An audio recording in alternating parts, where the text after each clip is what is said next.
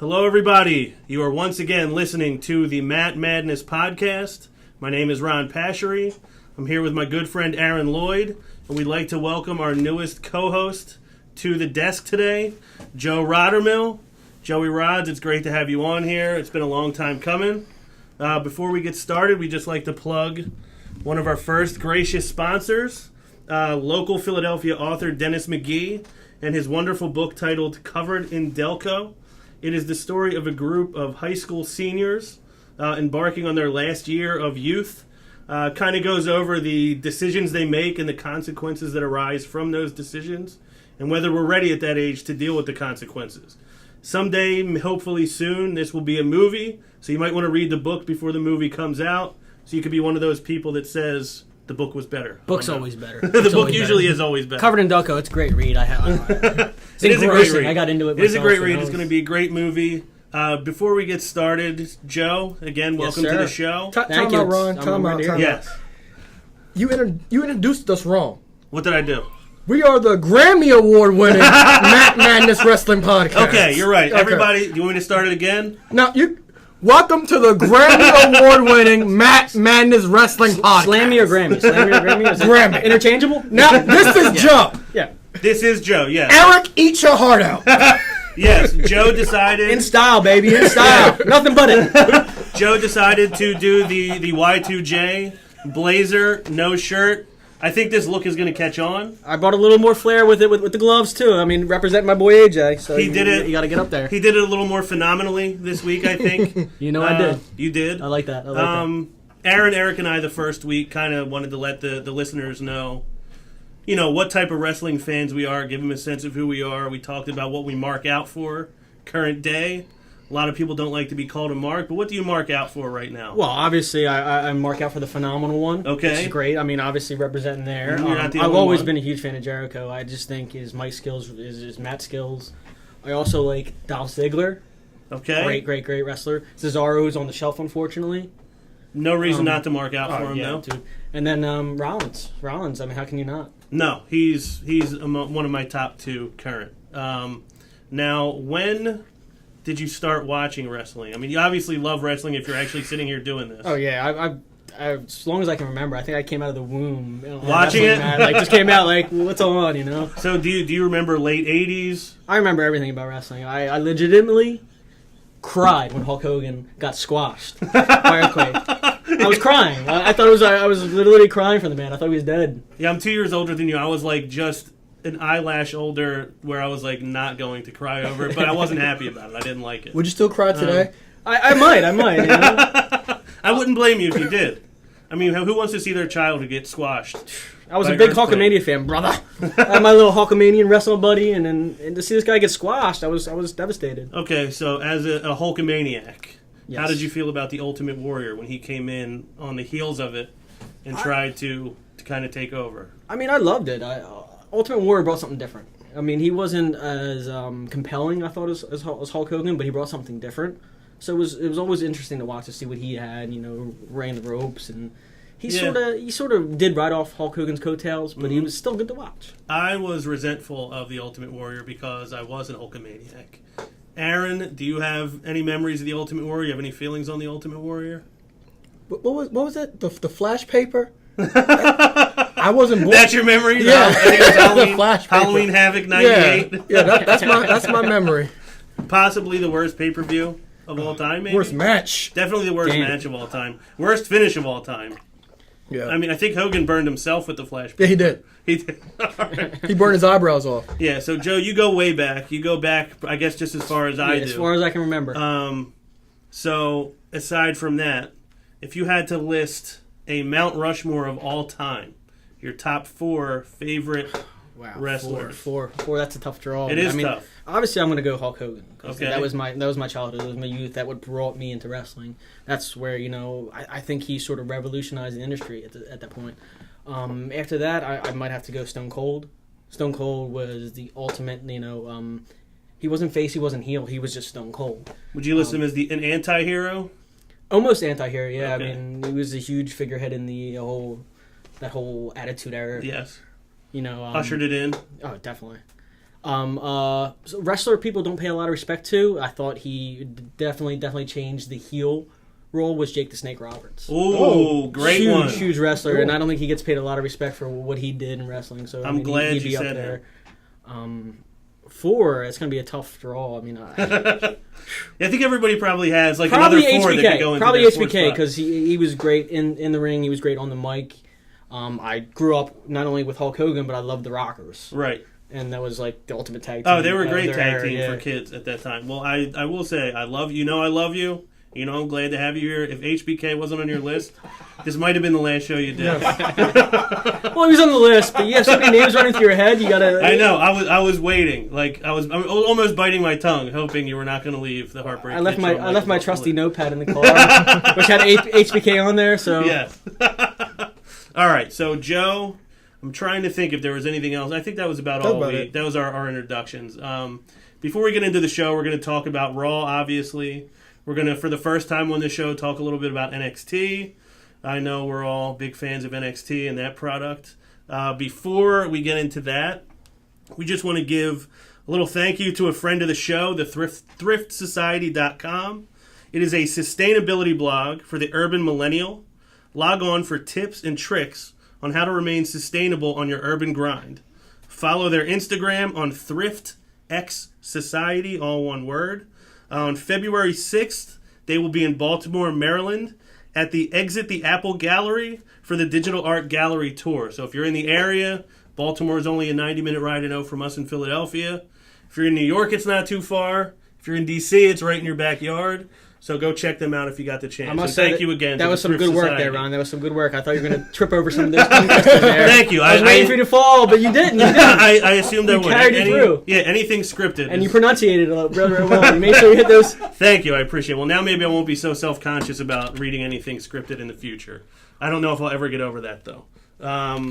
So we get to Raw. Most recent episode, we're not too far removed from the Royal Rumble. We're getting into the kind of the peak of WrestleMania season. Show opens shockingly with a non-Vince, non-Stephanie, non-Triple H, non-Roman Reigns promo. We get the lucky treat of being greeted by none other than Paul Heyman and his client, the Beast, Brock Lesnar. Aaron, your thoughts on this opening promo as compared to weeks past? It was different. I didn't get to see Stephanie or Vince. But when I seen Brock Lesnar come out, this should have happened last week. Mm-hmm. So it didn't have to open the show. It should have been an episode last week. It's a good thing because WWE, they think we forget things. They did mention the Wyatt family, but they put over the triple threat match for Fastlane, talking about Paul Heyman. One of his great lines was, he said, brother versus beast. Yes. That was a great way to label the match, and I think they'll carry on that label of the match. And then Dean Ambrose comes out and interrupts him.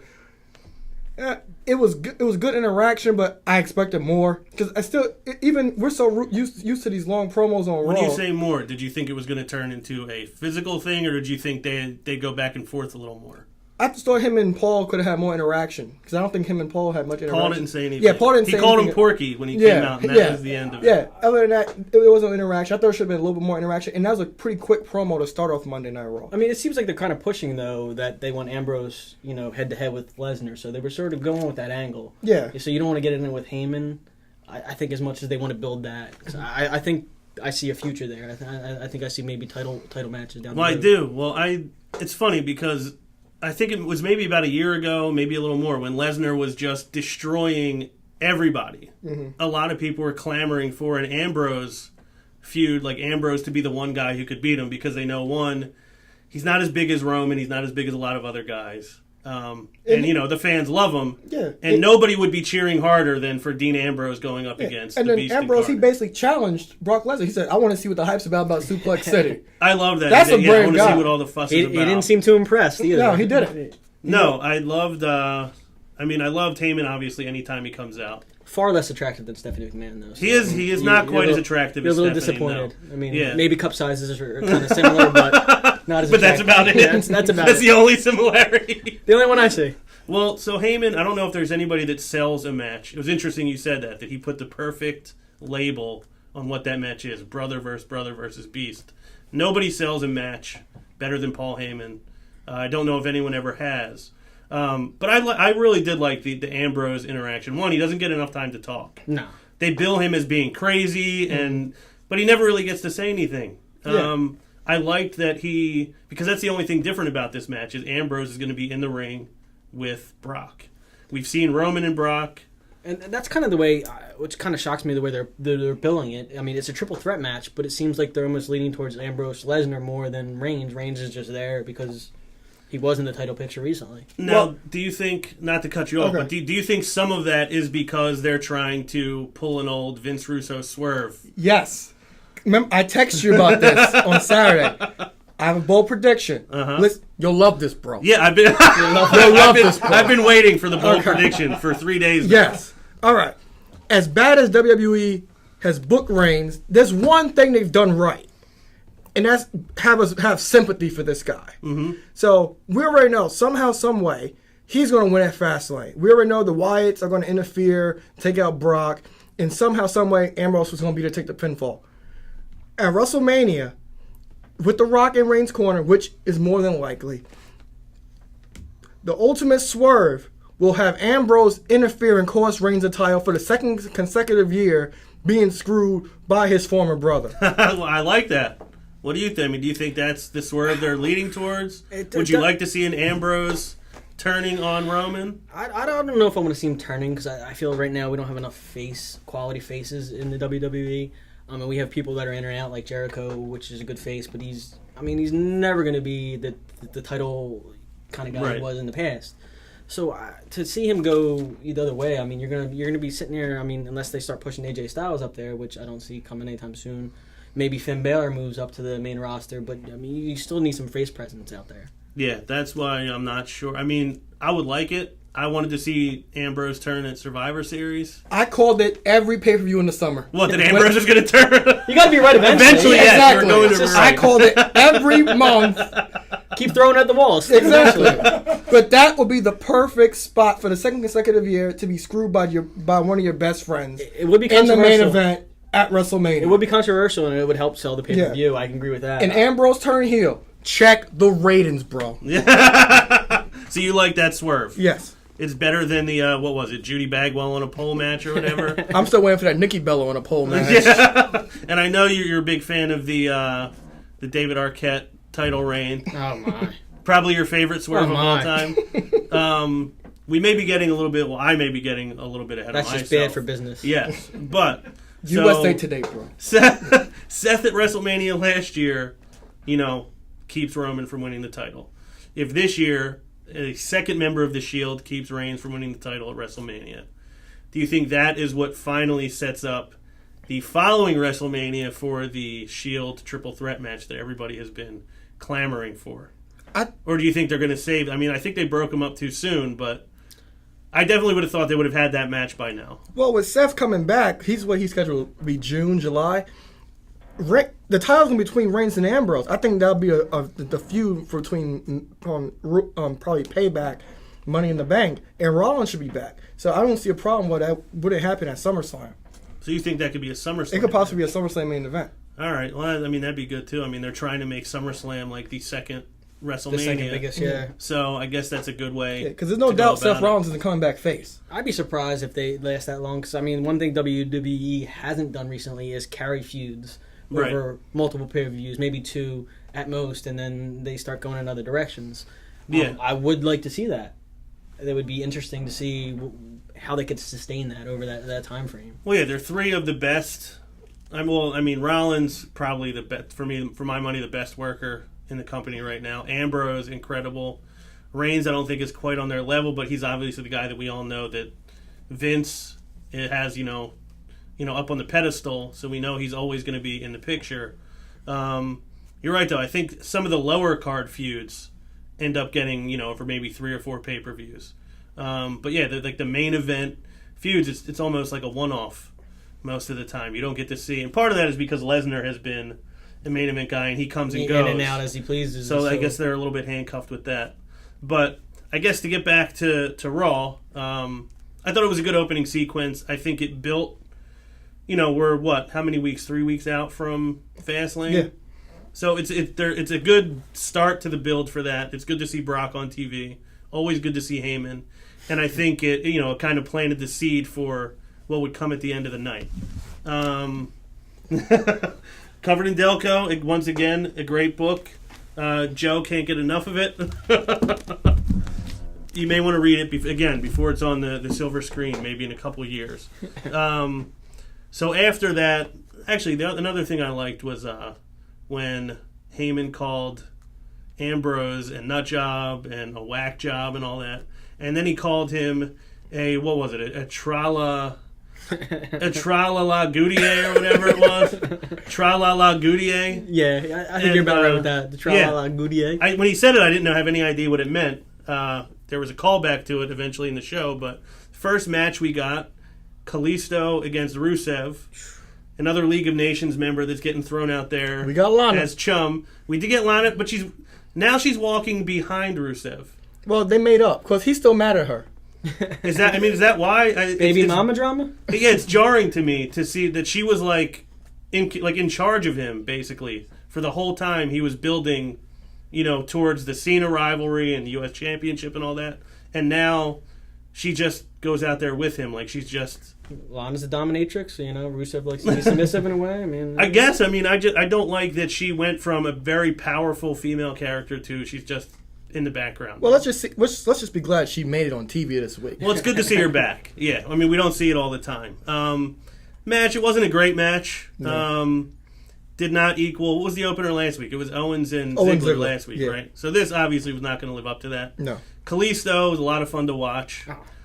He's kind of the poor man's Rey Mysterio Jr.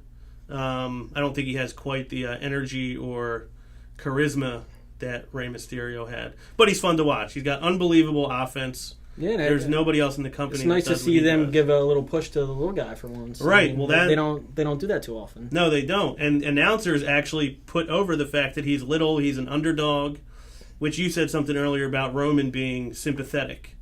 They don't have a lot of sympathetic baby faces in WWE anymore. No. And they're making Kalisto sympathetic. He's small. They're calling him a mosquito. He's an underdog every time he's out there. He's not supposed to win. That's one thing JBL could do. Is what? Insult somebody? A little guy. Yeah, you can. So again, the big thing I liked about enjoyed the head scissors over the top rope, and then when he jumped over the top rope, he got the super kick. Yeah, Rusev kick, that was good. Do you think this match pushed anybody forward? Do you think Kalisto gets pushed forward by winning this match by count out? No, well, it's a typical little guy against a big guy thing. Wins by count out. It was just the further the rematch for Fastlane with Del Rio, which I don't want to see again. We saw it 4 times in January. Right. So I don't want to see any interaction between these guys until Fastlane, and hopefully Kalisto wins and that ends that situation. I agree. Yeah, I definitely agree. I would like to see some, I hate when they change the title so quickly. They did it Kalisto and then right back to Del Rio, then Kalisto again. I think it sort of stains the title a little bit. If they keep changing it every other wrestling match. Yeah. Not even pay-per-views. They were doing it on regular TV. Yeah, it happened on SmackDown and Raw in consecutive shows that title changed hands. And for a mid-card title, you kind of really have to take care of it to keep people. Definitely, you got to build it up as much as you do the WWE title. You got to give it a little more prestige. Right. It's not just a prop that somebody walks out there with. You want it to mean something. So those matches mean something. I do think, though, if Kalisto is going to hold on to it for a little while, and I don't know if you'll agree with this, I'm about to throw $1 in that jar because John Cena, who I'm not the biggest fan of, made that title mean something. He made a fun... You can throw that in there for me. I can't read. Boom. Dollar. He gave us a fun match for the U.S. title every week on Raw. Yeah, the open challenge was it was exciting great for the title. It made you interested in the title. Exactly, and I think Kalisto can give us an entertaining match for that title on Raw or SmackDown on a relatively, regular basis. Well, apparently SmackDown is the new home for the U.S. Open Challenge. Him and Neville had a match, and I heard great things about that. It was a great match. Well, I don't know if you remember. I think last week I said that. Yeah, you said you have fun matches, and I saw that. I was like, Neville got a title shot? Yeah. I think a lot of these small NXT guys that they don't take seriously yet, like that U.S. title with Kalisto holding it, could be kind of like a breeding grounds for these NXT guys to get some exposure again. So speaking on that, being my first show, where does the panel stand on Neville? What do you think about Neville overall as a wrestler? We haven't Amazing. discussed. Yeah, we haven't discussed him much. He's unbelievable in the ring.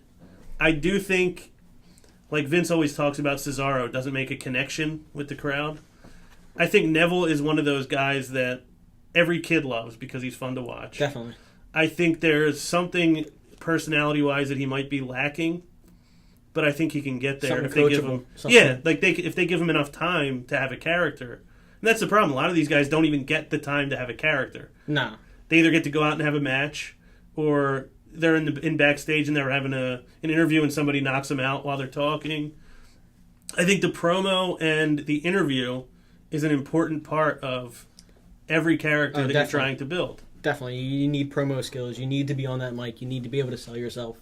Not just go out there and do the ride back, I love life kind of. Yeah. Don't forget the book. Yeah, he does talk about The Secret quite a bit. Unless you get covered in Delco. That's the only book.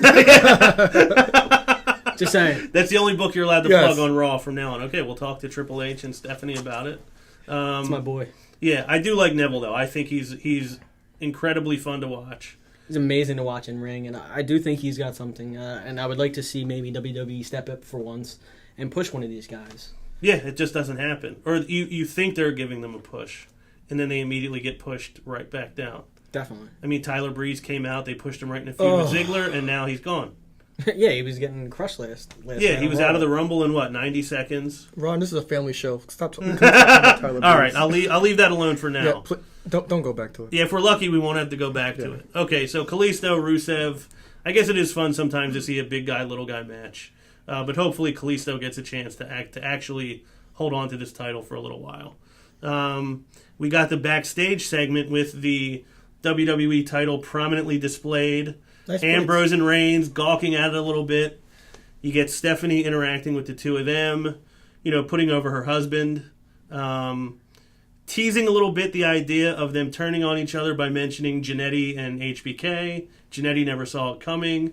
They mentioned how, Evolution. Orton and Evolution never saw it coming. Rockers. They mentioned. Yeah, you miss them still, right? Yeah, I do. I have a little special spot in my heart for them. As you should. Special shot in my hair, this chest. Just for that. It is almost shockingly hairless. And it's pure white. I'm the Sheamus of this podcast. You are. The Irishman loves to fight, Michael. I think she mentioned Rollins. They never saw Rollins turning on them coming. So they're teasing, and I think they're maybe hinting at that a little too much. Well, the thing is, Roman and Dean didn't fall for it. Because even Stephanie said, people see you as Roman's sidekick. Dean said, no, he's my sidekick. I love that, by the way. And there was no, hey, what are you talking about? This and that. Even in the tag match, no dissension between them. Mm-hmm. So if that does happen, everything comes to fruition like we were talking earlier. You have Dean Ambrose turning on Roman Reigns. Do we potentially see Rollins come back face? yeah. Oh, there's no Babyface? doubt Roman's come back babyface. I mean, Rollins. There's no doubt. Yeah. There's no doubt. Well, from the second he went out, all I could see was his music hitting and him coming out like when Triple H came back. And in the Garden, there's no doubt he's a Yeah. If that does happen, it would set up a great way for him to come back face. Triple H turning on him, the face of the WWE, left him out, so now he's on his own, and he wants to prove he's the man, and it'd be very interesting to see that. Yeah, the only problem I see, and again, if anybody feels differently about this, but I think the only problem with Seth being a babyface is he's always going to be number 2 behind Roman, if he is. And I think him Not being... according to the crowd. Well, no, but... In their mind, it's always going to be that way. But whoever the crowd loves most is typically never going to be No. on the top. I mean, we saw... Vince's ego gets... But even gets when in the way Seth of Rollins that. was healed, they still loved him. Yeah. Well, yeah, there's a lot of people like that they like who they like. We like who we like. It doesn't matter if they do a heel turn. I mean, we'll like who we like. It doesn't matter. Yeah, because even at SummerSlam, against Nikki Bella's boyfriend. Mm-hmm. Oh, you're really holding on to them dollars. Yes, I am. Who's her boyfriend, by the way? Name escapes me. I'm kind of lost on The this right former now. world champion. Oh, that guy. I'm feeling a little generous. The Though. It's 15th John Cena. The 15-time champion. You can't see me. You can't see any more money in the Yeah, wall but either. in that match, you couldn't tell. In that match, you would think that Rollins was the face. No, you would have thought that. Yeah. I mean, well, he came out in white, Came out white doing frog splashes and which was brilliant. Phoenix flies and stuff. You would think he's the face. You would think that. I mean, his style is definitely a babyface style. And I would like to see him get to be a babyface. I just worry that... He'd be an excellent babyface. He's got excellent in-ring ability. He's got superb mic skills. Oh, he's grown by leaps and bounds over the last year and a half. I mean, ever since he turned. Because that's what I always thought. I was like, I don't know if he'll ever be good on his own because I don't know if he can talk. It turned out he was probably the best of the three. Yeah, and Johnny Idiot Face to Johnny Manziel is one of my favorite things he's ever said. A lot of people, I think, forgot about that. But, they teased, like I said, the split. They didn't fall for it. Ambrose, one of the best lines of the night, saying, no, he's my sidekick, was great. And Roman didn't even argue it. The smile. I think if he did, he knew he would get booed, probably. That leads us to yet another backstage segment where Brie Bella is discussing the neck surgery for Nikki Bella. Charlotte comes over, says, I'm the one who ended her career. Again, I don't know how a lot of people took it. I think this is another step in her progression as being a good heel champion for now, but a good heel in the company. Unfortunately, almost all the divas seem like they're heels all the time. Yeah, I don't know why they keep changing them. 1 week they're heel, 1 week they're face. Next thing they're together, and then they're not together. They even did this last Monday Night Raw with, I guess it's a good thing because they're pushing your girl. Yeah. But they brought out the rest of, we don't have a Sasha Banks swear jar. You can say her name. Okay. Your girl Sasha Banks. And they brought out the rest of Team Bad, which you haven't seen them together in the past, a couple shows. They brought them out just to squash it, pretty much. Well, I know, had been clamoring for Sasha splitting from Team Bad. Which I'm a fan of, because I think the other people will just hold her back. Yeah, I mean, I like Naomi, I think, more than most people. I like Naomi, but for some reason she just doesn't get over. I don't know if it's do you take her serious on the mic? No. I can't take it serious. You don't think she's gotten better? She's gotten better, but when she first turned heel, that was an authentic promo because it was fact and it's how she felt. Right. Now I just think they have her act just trying to force feed that she's the best and she's not. So you think, in your eyes, do you think Naomi got hot at that moment when they turned her heel? When they turned her heel, it just kind of got cold. Yeah, they are. Yeah, because they're trying to give her an attitude when it's not coming off naturally. But when she first turned heel, the first promo she cut, because that was all facts. See, I think some of the problem was that they tried to make them be the female New Day, and that's not who they are. Well, that was later because I don't know if you've seen on Instagram their backstage shits. Yeah, I did. They're amazing. Yeah, they are. They're See, amazing. That's funny, but what they do in the ring, because they try too hard. Mm-hmm. Yeah, I definitely think that it was time for that split. I was happy to see it. So now here's the thing: is Sasha a babyface now? And is she still going to be in this little bit of a feud with Becky Lynch, who also is a babyface? Well, I think they started to, slowly turn her babyface with her and Becky Lynch standing side by side last. I think you're going to see that feud sort of going forward, maybe in the next show or two. So maybe they kind of have each other's back matches. A little bit. Yeah, a little bit. Which I wouldn't mind. I mean, they were... What were they? They were Team Bay, I believe, in NXT last year. Yeah. Best at everything. Yeah. Which is ultimately going to set up a feud with Charlotte for the title, which is always a good thing because Sasha Banks is really, one of the top divas in the promotion right now. Yeah, I think she's the best one. I think she's got the ability to be... First article I wrote for TJR Wrestling, a little plug for John Canton's website, was that I compared Sasha Banks to the next Shawn Michaels. I think there's a lot of... I did. Yeah, he's my favorite of all time. She's my favorite right now. I think there's a lot of similarities between their style, very brash, confident, undersized. Oh, yeah. They bump more than anybody else. It doesn't matter if they win or lose their match. You remember their performance at the end of the night. That's the thing right now. I mean, I've been a wrestling fan, as we covered earlier, for as long as I can remember. Mm-hmm. I came out of the womb watching wrestling. And this is probably one of the most exciting times for the women's wrestling division that I can remember, as far as, the talent, the mic skills, the ability to actually carry matches. I'm not changing the channel like I used to back in the day. Yeah, so again, I've never discussed this with you. I think we discussed this last week. A lot of men's matches have now become just nothing but it's a spot fest for 10 to 15 minutes. Whereas the women's matches now are wrestling matches where they're working a body part, telling a story, getting, sympathy on the baby face, getting heat on the heel. It's not just, look what I can do. Watch this move I can do. Watch this move I can do. Fly over the ropes because I can. Yeah, they're actually telling you a story in the ring, giving you a good wrestling match. I mean, that Sasha Banks Becky match from Raw was probably one of the better matches of the night. Oh, absolutely. I thought they was moving a little slow. It was at times, but they had the old school transitions. Yeah, you yeah, they the did, but bridges, and there was a couple times when it did move slow. I Yeah. agree with you there. Yeah, like they weren't sure what they were doing. Yeah, Maybe a yeah. little It bit seems that. like they were sort of. Do you think maybe both of them were like, we haven't gotten this much time, we never get time to do a match No, anymore? I don't think that. I just think maybe they were so worried about the time because of because they knew what was going to happen outside with Naomi. Right. Maybe, but that back What was to that? back to the I don't Charlotte. Back to Charlotte. I think that's Eric's cell phone. Eric, what did I tell you about that? He's calling Joe, asking why he's wearing his wardrobe from last week. Anyway, back to that Charlotte promo. Back to with Brie Bella. I guess we could jump right into the match. Charlotte, that backstage promo was absolutely perfect. She has officially come into her own. She walked in front, had Ric Flair behind her. She went right into Brie Bella saying, "I possibly ended Nikki's career, and I'm going to beat her as long as reigning Divas champion." It was excellent. But my thing is, where you go with the Divas title, because you have Brie beat Charlotte, and they always say, "Oh, Brie beat the champion. Maybe she'll get a title shot. She gets to be in line for a title shot." They may have a seat for that, and then they have Naomi and Tamina turn on Sasha, and then that gives us a match we have yet to see, which is Sasha and Naomi, which will be an amazing match. Will be a good match. But then you also have Sasha and Becky helping her out, taking on Naomi and Tamina. So it's kind of, where do you go from there? So are you saying you think they're going in the direction of Naomi and Sasha having a feud going forward, and maybe a match at Fastlane, I would Brie having a title match?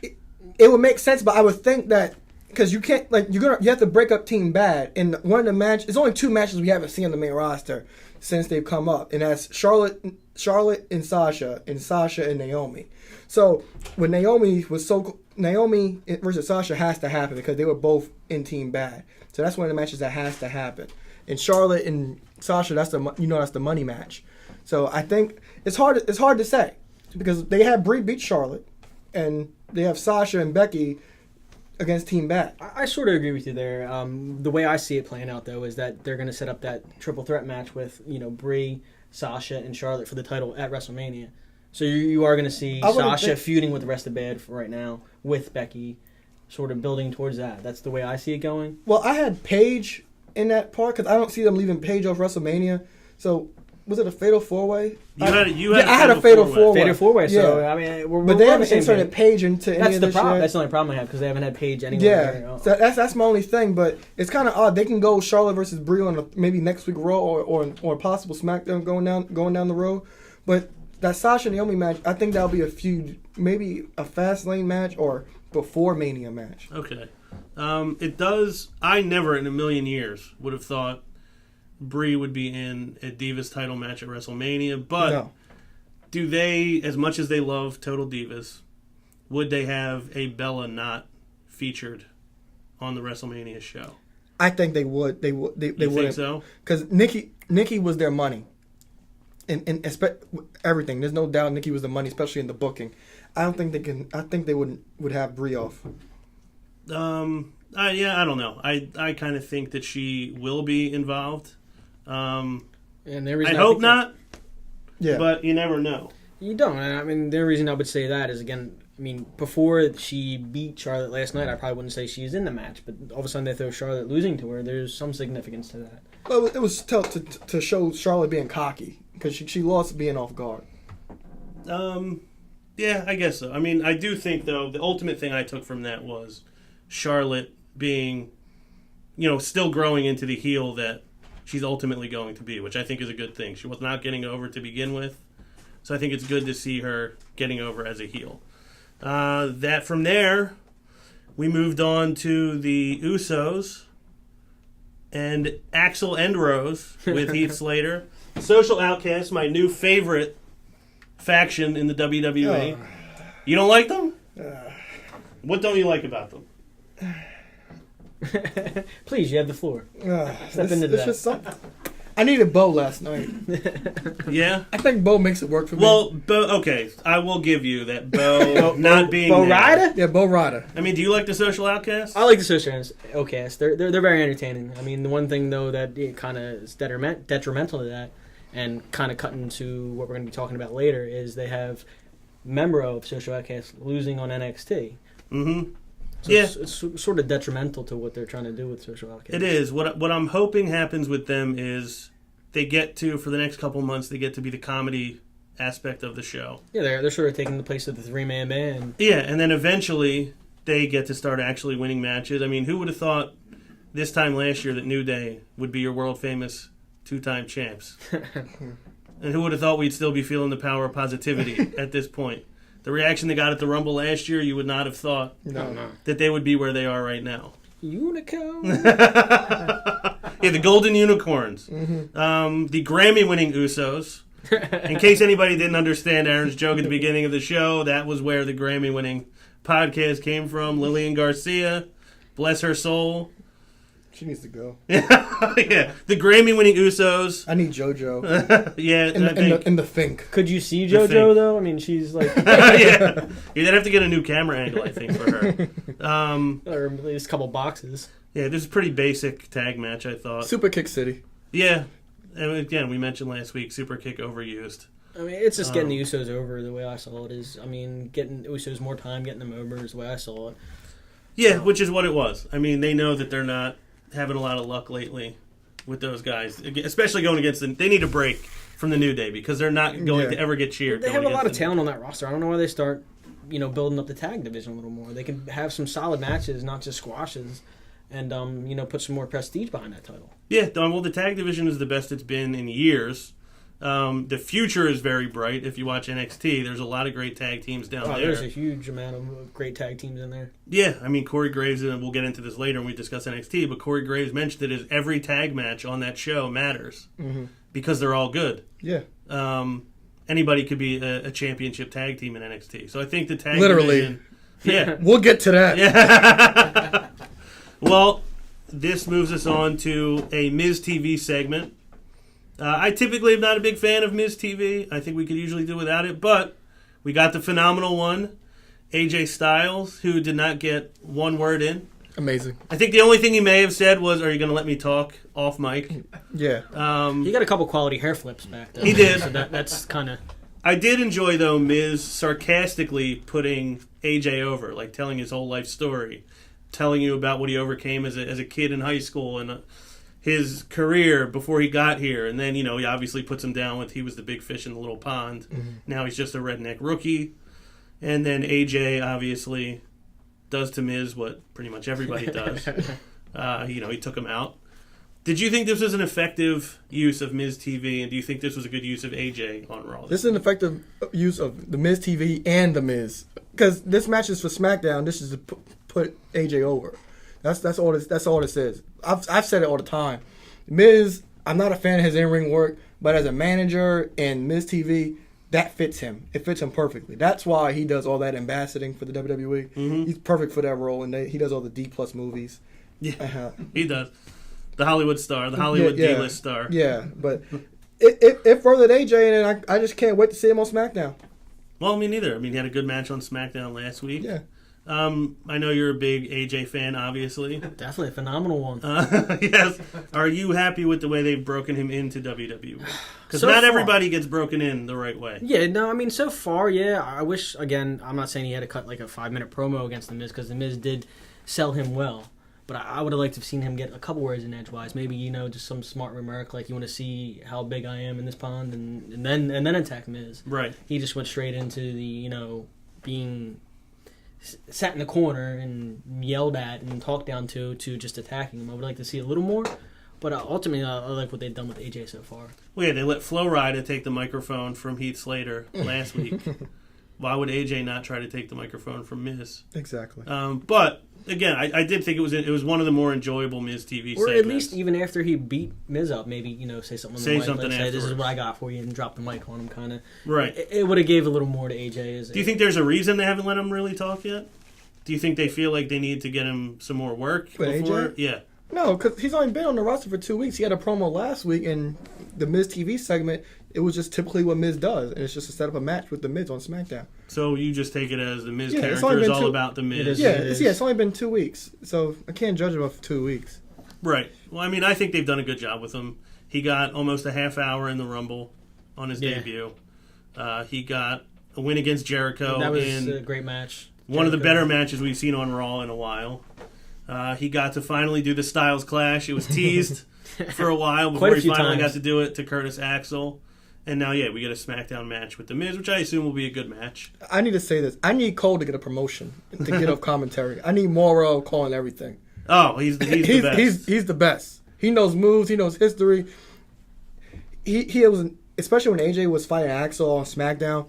He did an amazing job covering AJ, and then we get Heel King being negative as he can be, talking about I won titles all over the world, but when I come to WWE, it don't matter. So he's basically putting down AJ. But Morrow, I need Morrow on commentary.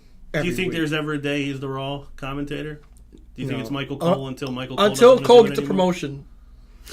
I need Cole to get a promotion now. Do the Does commentary. he get the Howie Roseman promotion? I need something. Promotion, demotion. I need something. Should we start a jar for that too? The Michael Cole promotion jar? I don't know. I don't know how that would work. I don't know that we could buy him a promotion. I think we have should enough put dollar money in the bills. jar to start, and we take money back every time he doesn't get a promotion. Okay, I think that works. Yeah, I do agree though. Ronaldo is light years He is. better than Michael Cole. We also had the Wyatts minus Bray, obviously, who was with his Father. grandfather. Was his grandfather, right? I think it was his father. Well, he was with a family member. We'll say Yes. that. That's where Bo was too, while he wasn't with the Social Outcasts. They go up against the Big Show. Big Show wins the match. The Wyatts obviously win the war. Do we really need to be using Big Show as a threat anymore? No. Because I don't think... He's 7 foot, 500 pounds. They're always going to see him as a threat. But when I seen this preview, I was like, I just thought about the stairs match. Yeah. I mean, it's just, you always know he's going to lose. It's big guys in the middle of a ring. You're just throwing fists. Harper, I thought, they let him look almost like he took the lead for the Wyatt family last night. I mean, I know they want to push Strowman as Oh my God, please! the guy, I like the Y family, but Strowman, so that's Come the one on. thing you don't like. I don't think he has any in-ring skills. No? He's not going to bring anything to the mic. He doesn't sell any hit. You hit him when he just stands there. It's Ryback all over again. Like Luke Harper said on Jericho's podcast, well, he's big. Yeah, he is big. I mean, I'll he give him that. stood next to the Big Show, and it was kind of He's impressive big. to see the comparison. Yeah, But- he's a huge dude. He's not going to carry a match. No, he's never going to carry a match. And hopefully he's not in any type of prominent role at WrestleMania this year. But they continue to show the Wyatts as a force to be reckoned with, which I'm happy about. Yeah, if it's part of the Wyatts, I could see, but not a standalone match. I totally agree with that. He does not deserve a standalone match. Moving on, I guess we'll skip over Titus O'Neil and Tyler Breeze because I know Aaron does not This want is to a talk family about it. So we'll skip right over Millions that. of dollars. Millions of dollars. Family show. Locker room segment with Lesnar and the Game Triple H. How'd you feel about that one? Things are getting soft in Suplex City. I wish it was a little longer. It was pretty quick, so there's not really much to go off of. It's just the fact that Triple H is just trying to pump Lesnar up to take out these guys. Because, like, Brock, what happened? Right. If this was months ago or years ago, you would have took these guys out. That's what the point of this segment was. Well, Triple H is, I believe, the last guy to have a clean victory over Lesnar, if I'm not mistaken. So I think it's good to tease that match. I'm pretty sure that's not the match we're going to get. I think we're all pretty sure about that. Yeah, I'm almost positive that's not what we're going to see. Yeah, so... It almost feels like they might be pushing Lesnar to turn on Triple H in some way and cost him the title. But again, that remains to be seen. It does. I mean, I do think it would be good to have Lesnar play some role in the main event. I mean, he's the biggest... he's the biggest star you have. He's the most known guy you have. I mean, that guy's not going to be there. Yeah. Said I was generous tonight. I'm not that generous. I'm not trying to throw another one in. Probably about $10 deep. Yeah, I know. I think outside of the 20s, I think the rest of it might be all mine. And the change. Aaron had the change. Dun, dun, dun, dun. Yeah, I don't know. I'm not going to make you throw one in there for the theme music. You can. It's in the regulations. I checked the rule book before I came on air. So you're well versed. You're well I'm versed. well versed in the rule book. All right, I'm glad because I wasn't. So yeah, they're teasing a possible Triple H Lesnar face-off at WrestleMania. I guess they'll do everything they can to try to throw us off the scent of we're going to put the belt on Roman at WrestleMania because we all knew it last year and everybody hated it.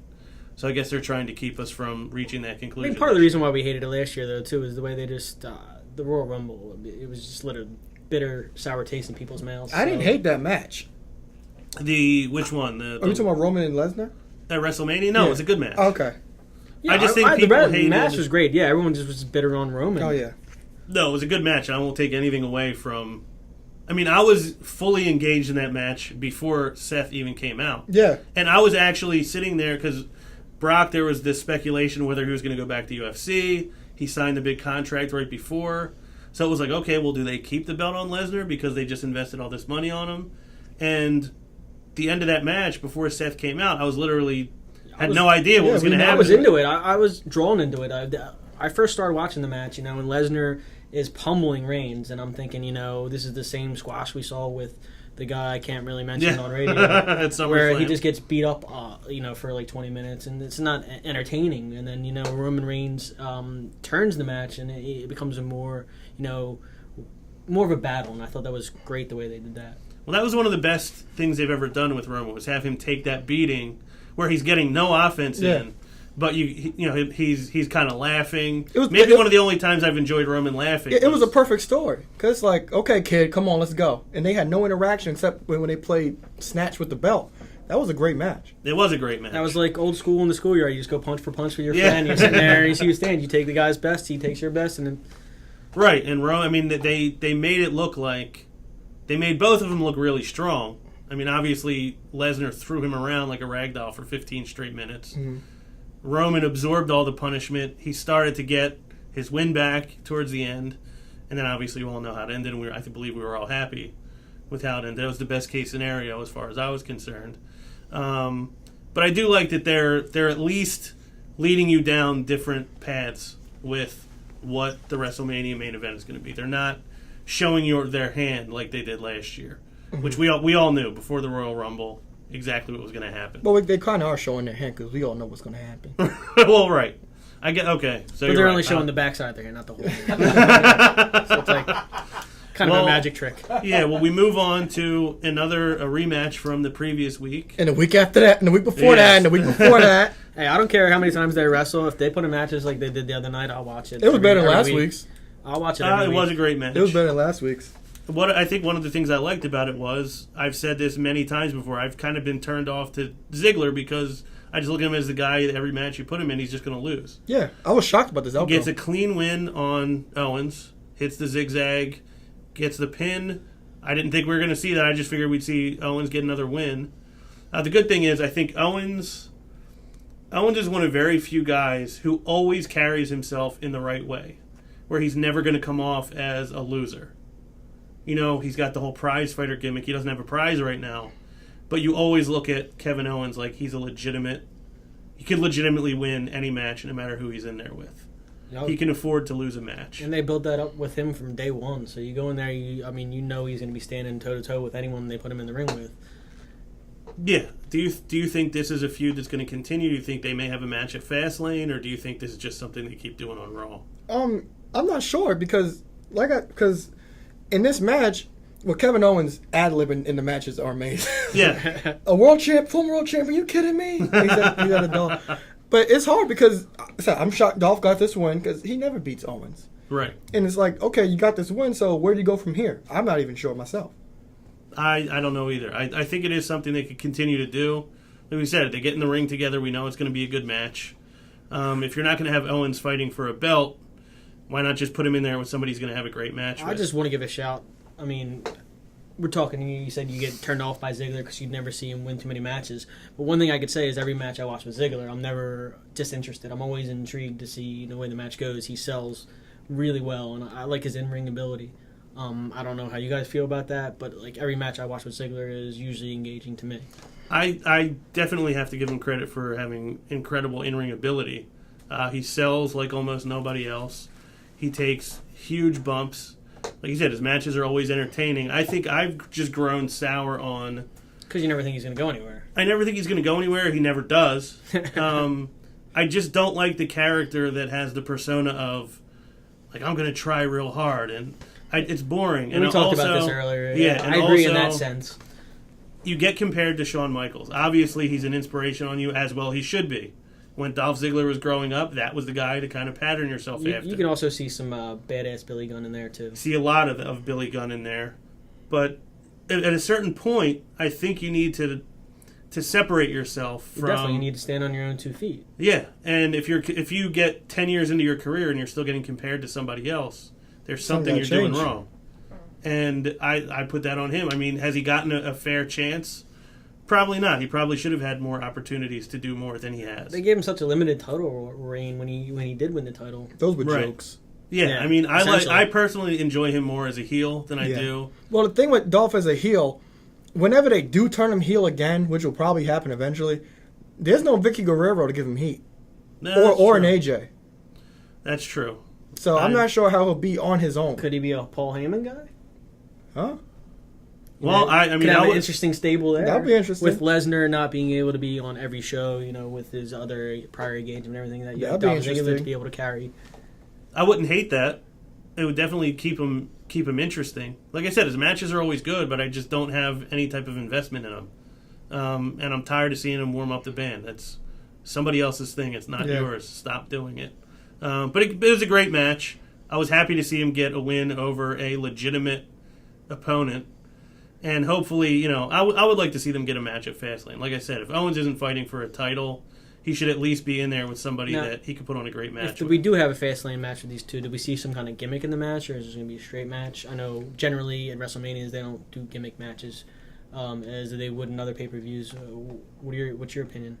I don't know if they give Owens another gimmick match that fast, because then it starts to look like you're making that his thing. And you can't do gimmick matches all the time. I wouldn't mind if they did, because both guys, if they did a last man standing match, if they did a ladder match, if they did any kind of match. I could see maybe a 2 out of 3 falls, which I think would be great for the two people with such great in-ring abilities. That would be unbelievable. 2 guys that, I was going to say with good finishers, but Dolph rarely actually finishes anybody with a finisher. Yeah, and it'd be a nice holdover until WrestleMania season, because I still think Kevin Owens is facing the Undertaker. I think I believe you that. You had that too. Yeah, I wasn't sure if I did or not. I had forgotten. Thank you though for remembering. But again, a good match. We get the highlight of the show for me. Sasha Banks comes out, cuts a promo, announces her. We already talked about this a little bit, but she announces her departure from Team Bad. Says, we're still family, but I'm a competitor, and I want to do this on my own. I'm tired of being backstage watching other people take my spotlight. I am the boss. Nothing will stand in the way of me winning the Divas title. Naomi and Tamina come down. They say, we're competitors too. We got your back. They do their little unity handshake, and then they interfere in her match. So I guess we don't have to step over that again. We think that we're going to probably get at least a little bit of a feud with Sasha and Naomi. Probably get a few good matches out of it. Yeah, definitely see that going that way. Yeah, I mean, we may get some good microphone work from Naomi at this point, because she may have some bitterness that she's getting passed over by another younger performer who hasn't put in the time that she has. Yeah, and I always thought this. We need secondary storylines, because you can't have all these women after one belt. You got to have them doing one thing, because if you have everybody going after the belt, it's like only a two-person feud. So this is a secondary storyline with Brie beating Charlotte. Like I said earlier, you could probably have Brie face Charlotte at Fastlane maybe, and then have Naomi and Tamina versus Becky and Sasha at Fastlane as well as a secondary feud, and then you can get back to that title picture. Right. She's ultimately going to be in the Divas title match at WrestleMania, but she doesn't need to necessarily be in a title match at Fastlane. I think it's smart to save it, because there's probably not going to be many people that get a pop that she's going to get when she comes out at WrestleMania. I assume they're going to put that belt on her at WrestleMania. I can't imagine they wouldn't. So they might as well save it. I mean, unless they drag out Charlotte a little more, which, give him more time. But, I mean, I wouldn't mind seeing Sasha come out on top. I mean, I think it's the smart thing to do. I think the people have been wanting it for a long time. I think she was off TV for a month. She's back now. She kind of announced, I'm here. I'm ready to take this belt. It's mine. And I think they'll give it to her at WrestleMania, ultimately. Sasha and Becky's match, we already discussed that. It was a short match, a little under 4 minutes, I believe. And then we had the interference. Jericho's interview with Renee Young, he puts over AJ Styles even a little more. What do you think is going to go on with Jericho from at this point? Well, I think maybe SmackDown or either SmackDown or Raw, you'll see the heel turn come full, and they'll have another match at Fastlane, I think, and I think that match will be way better than a match on Raw, because one thing that I realize is all these guys AJ's facing, unless they're from the Indies, this is the first time he's wrestling them. Mm-hmm. So they're going to come a little learning curve. Yeah, it's a learning curve. They're going to be a little sloppy. They're not going to be perfect. But I think they'll face each other again at Fastlane, and I think it'll be a way better match than that Raw match. I think so. I got to give credit to Jericho. I mean, he's pushing a younger guy, and you don't see that from a lot of the more older wrestlers in the industry these days. Everybody's trying me. I got to win. I don't want to see myself losing. People like, and I'll put the dollar in the jar. Cena push over the younger guys, and you see Jericho pushing over the younger guys. It's always it's very nice to see. Yeah, that was one of the things I loved about HBK was he got to a certain point in his career where he'd have great matches with these young guys, but he'd always lose. He'd win match of the night, he'd win match of the year, but he typically was losing a lot of those matches and a lot of those feuds. Boom. So I agree. I think Jericho's a good guy for him to kind of break in with as maybe his first feud, because he's a guy who can work with him in the ring. He's a guy who, if he's a heel, he can be really irritating.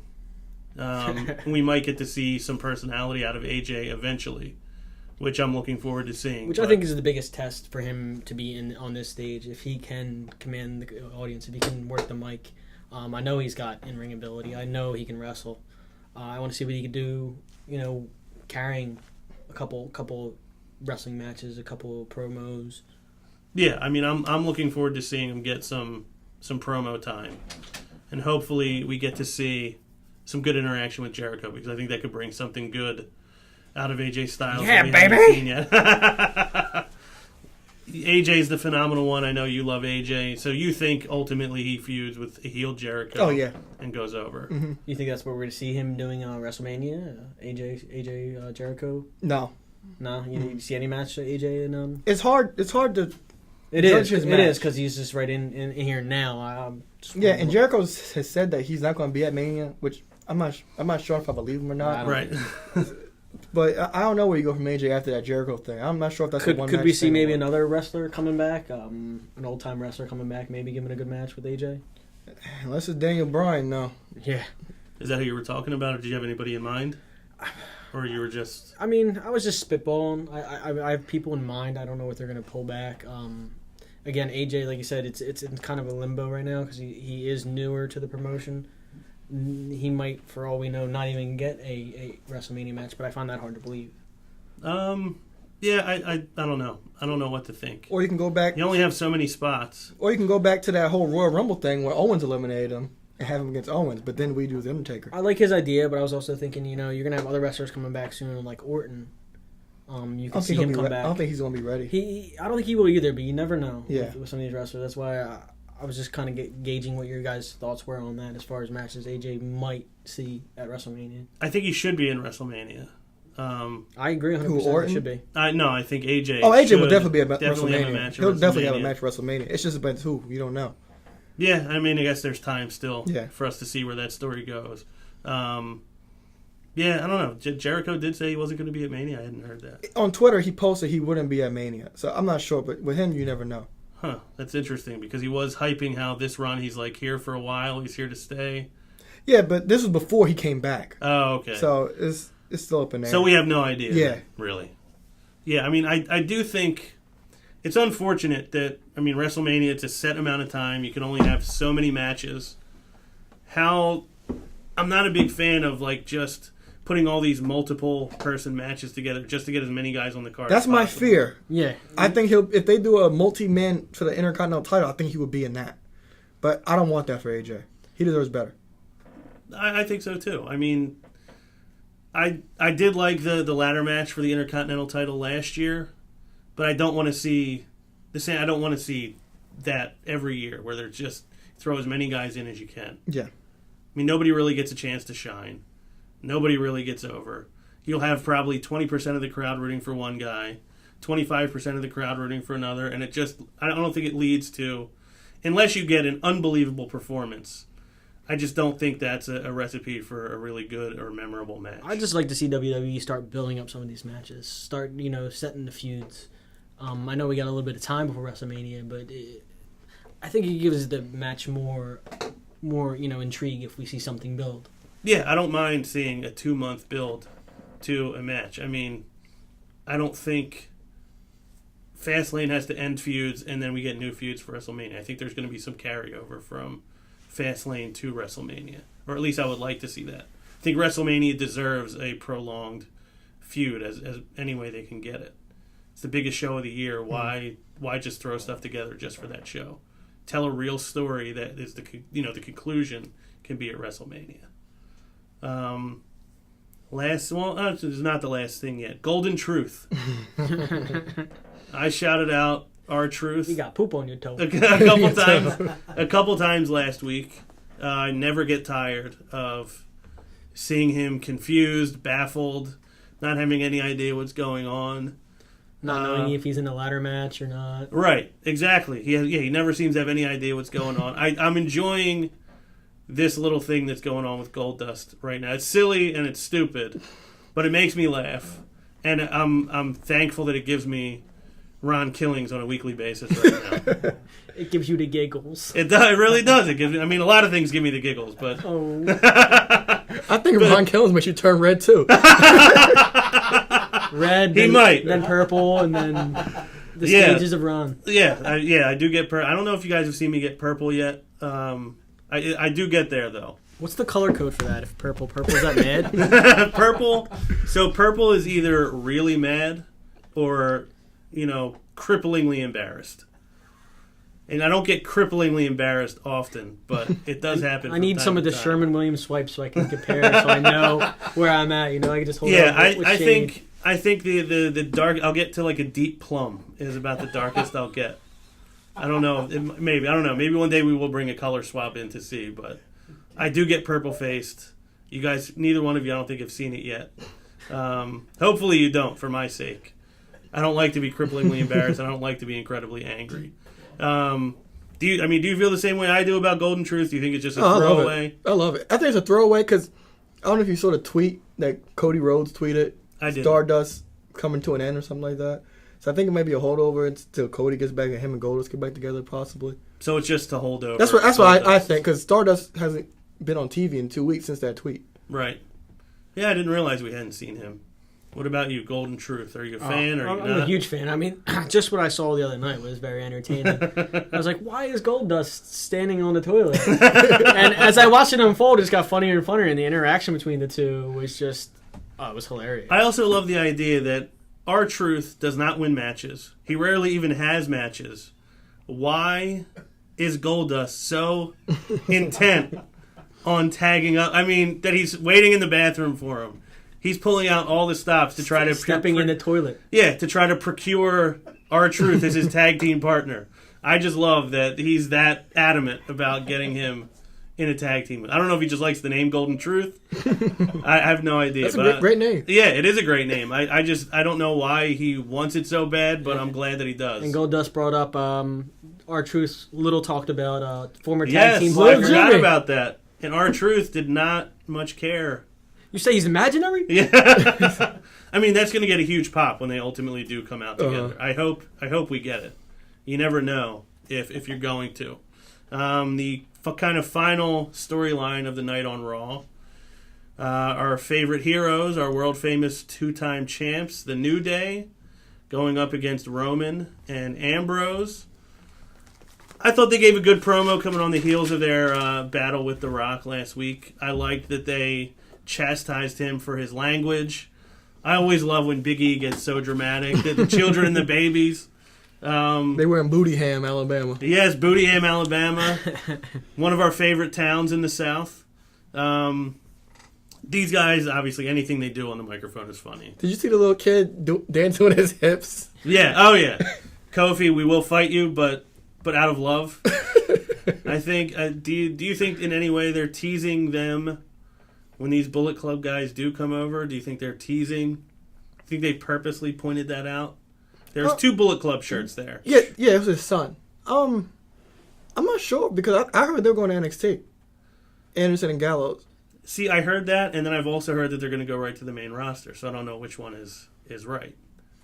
But the New Day is eventually going to need some new blood to go up against. I mean, I don't want to see them regularly going up against main eventers and losing because they're your tag team champs. Why have them lose to people who aren't a tag team all the time? Can only go up against the Usos so much. Yeah, and Who they kind knows? of dragged that out already as much as possible. So Right, and it's not good for the Usos to keep exposing them to the New Day because people will keep liking the Usos less and less every time. But I thought it was a great promo to open. Xavier always kills. And it was a good match, too, I thought. I mean, Ambrose, I think, is great in a tag. I think a tag team situation is great for Roman. It's always been. That's why he got so popular in the Shield because Ambrose or Reigns will take the heat and Roman come in and do his spot. But now when he gets that tag, he got booed out the building. Mm-hmm. When he got that hot tag. Which I mean, for me, I'm like that's kind of the Roman I like to see. Yeah, that's what everybody loved about Roman because he was so explosive. He give you the Superman punch and all the big moves and the drive-by kick.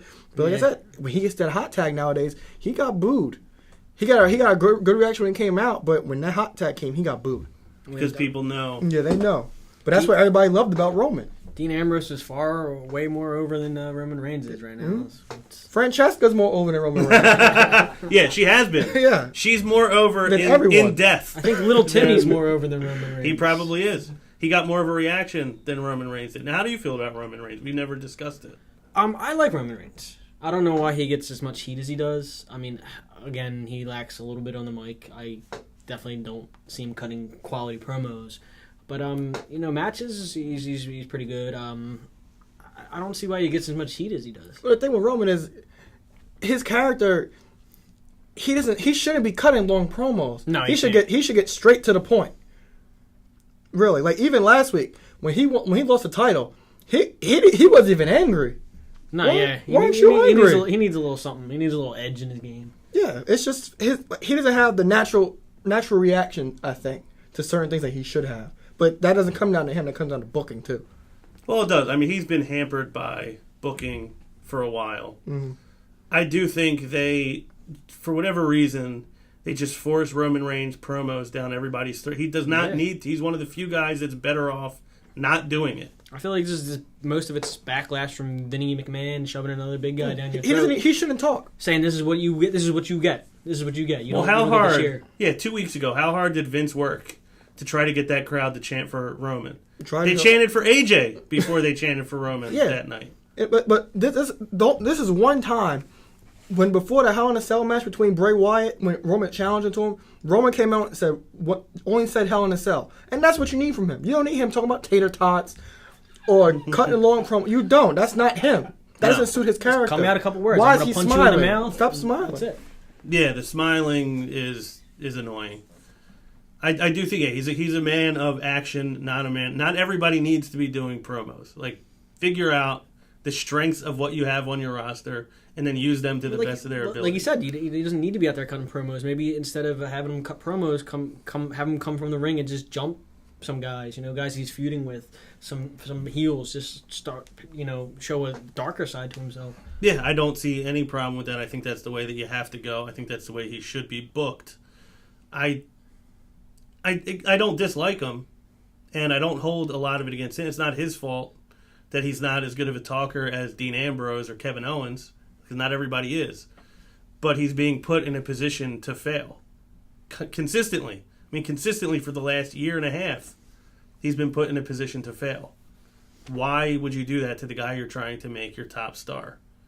He's not, he's not Hulk Hogan on the microphone. He does not get... Yeah, brother. Yeah, he's not the Macho Man Randy Savage on the microphone. He's not Jake the Snake Roberts on the microphone. He's Roman Reigns. He does not need to be out there. He's not a wordsmith. That's not what he needs to do. I think, just make him find what his strengths are, use him to those strengths. Brock Lesnar ultimately comes out. F5's Dean Ambrose. I thought it was a nice little touch that they started the show with Ambrose coming out saying, I came out here to see what all the fuss is about. And then Brock came out at the end of the show and said, like, this is what all the Pretty fuss much is about. brought it full circle. Yes. The fuss is all about this. Like, now you know. I think that leads us in a good direction with this feud. I think now Ambrose has a little bit more first-hand knowledge of Brock. I think it was good to see. Roman obviously already knew. Roman was asleep again on the side of the ring, I believe, when that happened. He's been known to do that. As far as an ending to the show, did you think that was a good way to go off air? It was a good way to go off air, but do you think the camera angle came late? Came very late. Came very late to that F5. I thought Lesnar might do a little bit more, maybe throw some suplexes in there. That's just my opinion. But I definitely knew that camera angle came in late with that F5. It was similar to some of the camera work at the Rumble. They missed AJ's unveiling at the Rumble. Yeah. To me, I think we talked about how well Roman sold. Like, I don't know who this is. I don't know whose music this is. I don't think anyone knew whose music it was at first. No, nobody had any clue. Roman sold that he's real. I want to know who this is. But when the Phenomenal One comes up on the screen, we didn't get to see it at home. Mm-hmm. We hear the crowd cheer, and we have no idea who it is. Then we get to see it a second later. But I just thought the ending was kind of weird. Just off that camera angle, and then after that, I think you got to maybe when... I think it was probably when he hit the end of the F5, and that's when the show was about to go off the air. Yeah, it was. They definitely didn't catch it. They didn't catch Brock going into the ring, hitting the F5. There was definitely a botch on the camera work. Yeah, but other than that, the ending was fine. But if they should have hit that camera angle better. They should have, and I think. See now, do you think maybe? Because my initial thought was, why? Suit Jack is a little I mean, it's hot. Are you hot? I'm getting a little hot, and this cord keeps rubbing up against my my bosom. Your area. I don't know whether I'm hot and bothered or turned on. It's. That's why you need chest hair. It's like a buffer. I've been working on it for 12 years now. Well, one day we'll get you there. We'll figure out a way. Some chia. Yeah. Chia. Yeah. I think initially I thought, why was Brock not more destructive? Yeah, at that the too. End of that show. That too. But that camera angle works with that. And like I said, why didn't you throw some suplexes? Take him to Suplex City because Dean Ambrose did say he wanted to see what the fuss is all about. But in hindsight, you're going to see more of that, I believe, going forward. But in hindsight, now that I'm thinking about it as we're talking, Brock Lesnar doesn't really have anything to prove to anybody. He doesn't need to go out there and hit 15 German suplexes to show that I'm the baddest dude here. So maybe for the story, he just said, I'll come in here, I'll hit him with my F5. Show him what I'm about. And that's it. There you go, Dean. That's why you don't want to be in this match with me. Yes.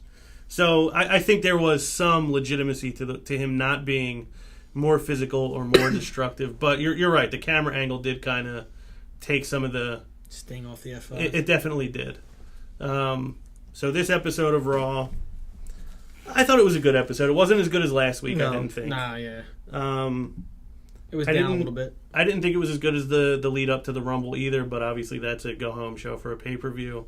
I thought it was good. I mean, it's kind of in the middle of two pay-per-views. I thought they did a good job. There were some good matches. It was okay. Some good story was told, and now we have, things obviously brewing for going forward. And speaking of going forward, we have not talked about NXT yet on this show. I've been looking forward to getting started to talk about it. It's my favorite thing probably about WWE right now, other than Sasha Banks. I think we discussed this earlier. There's a lot of a feel to it, like early 80s territory wrestling, which I enjoy. The focus is on the matches. The promos are kind of short and sweet. The announcing actually talks about what's happening in the ring, calls moves, puts wrestlers over, tells the story that they're telling in the ring, or enhances the story anyway. So this most recent episode of NXT, we got the opening of American Alpha, Chad Gable and Jason Jordan crowd favorite, I know, among us and in the Full Sail crowd, against Blake and Murphy with Alexa Bliss, former tag team champions. If they win this match, it will be their third straight win over a former tag team champion. So I know you had something to say about the NXT tag division earlier. They never give us what we want. So, I know one direction you're going with this. Well, Gable and Jordan? Well, they never gave us Enzo and Cass. They never gave us Enzo and Cass, but see, I have a theory with them. I always think they keep them in their back pocket. Like if we need to give them if you need a tag team. Trump card? That's the Enzo and Cass is their trump card. If we need a tag team with the New Day, send up Enzo and Cass with no problem. But the landscape of the tag team division, I love NXT. I love the in-ring work, but these guys are so dry. But Blake and Murphy, they suck. Yeah, they're terrible. I look forward to them because I get to see Alexa Bliss. Yeah. Well, there's no person. She's the only one with personality. She is. She's sort of a crutch for him. Yeah, she's their mouthpiece. She's everything to them. And lately, her new gimmick seems to be she's on her period because she keeps yelling at them about losing all the time. She has been pretty hard on them. Yeah, and then you got Dash and Dawson. With Scott Dawson has very little charisma. The fact it's given a scale 1 through 10, he has a 1, and he has to lead the team in charisma. He sucks. They're good in the ring, no problem. They're very good in the ring. They're kind of a different tag they're team. Old school they're like tag a very cohesive tag team. They're old school. They're old school tag team. I understand the gimmick, Arn and Tully, but in this day and age to get over with Enzo and Cass, New Day, and Gable and Jordan, you need to have some kind of personality, and they have none. He cut a promo last week with Carmella. Oh, I'm Cody Carnes. I was like, what is? Why are you calling him Carnes? Carnes. I'm Cody Carnes. It was terrible. It was so bad. But anyway. Back to this match. Chad Gable, he's like that turn red level on my face for me. He's at that level. He is amazing. Jason Jordan is like the alderman of Suplex City. Right now, it looks like they're going to be in line for a tag team title shot soon, and I hope they finally give us what the fans want in the tag team division. I think they will ultimately get it. Yeah, they're another tag team. We discussed this last week. I don't remember who we talked about. We were talking about the New Day, how their styles are different. Yeah.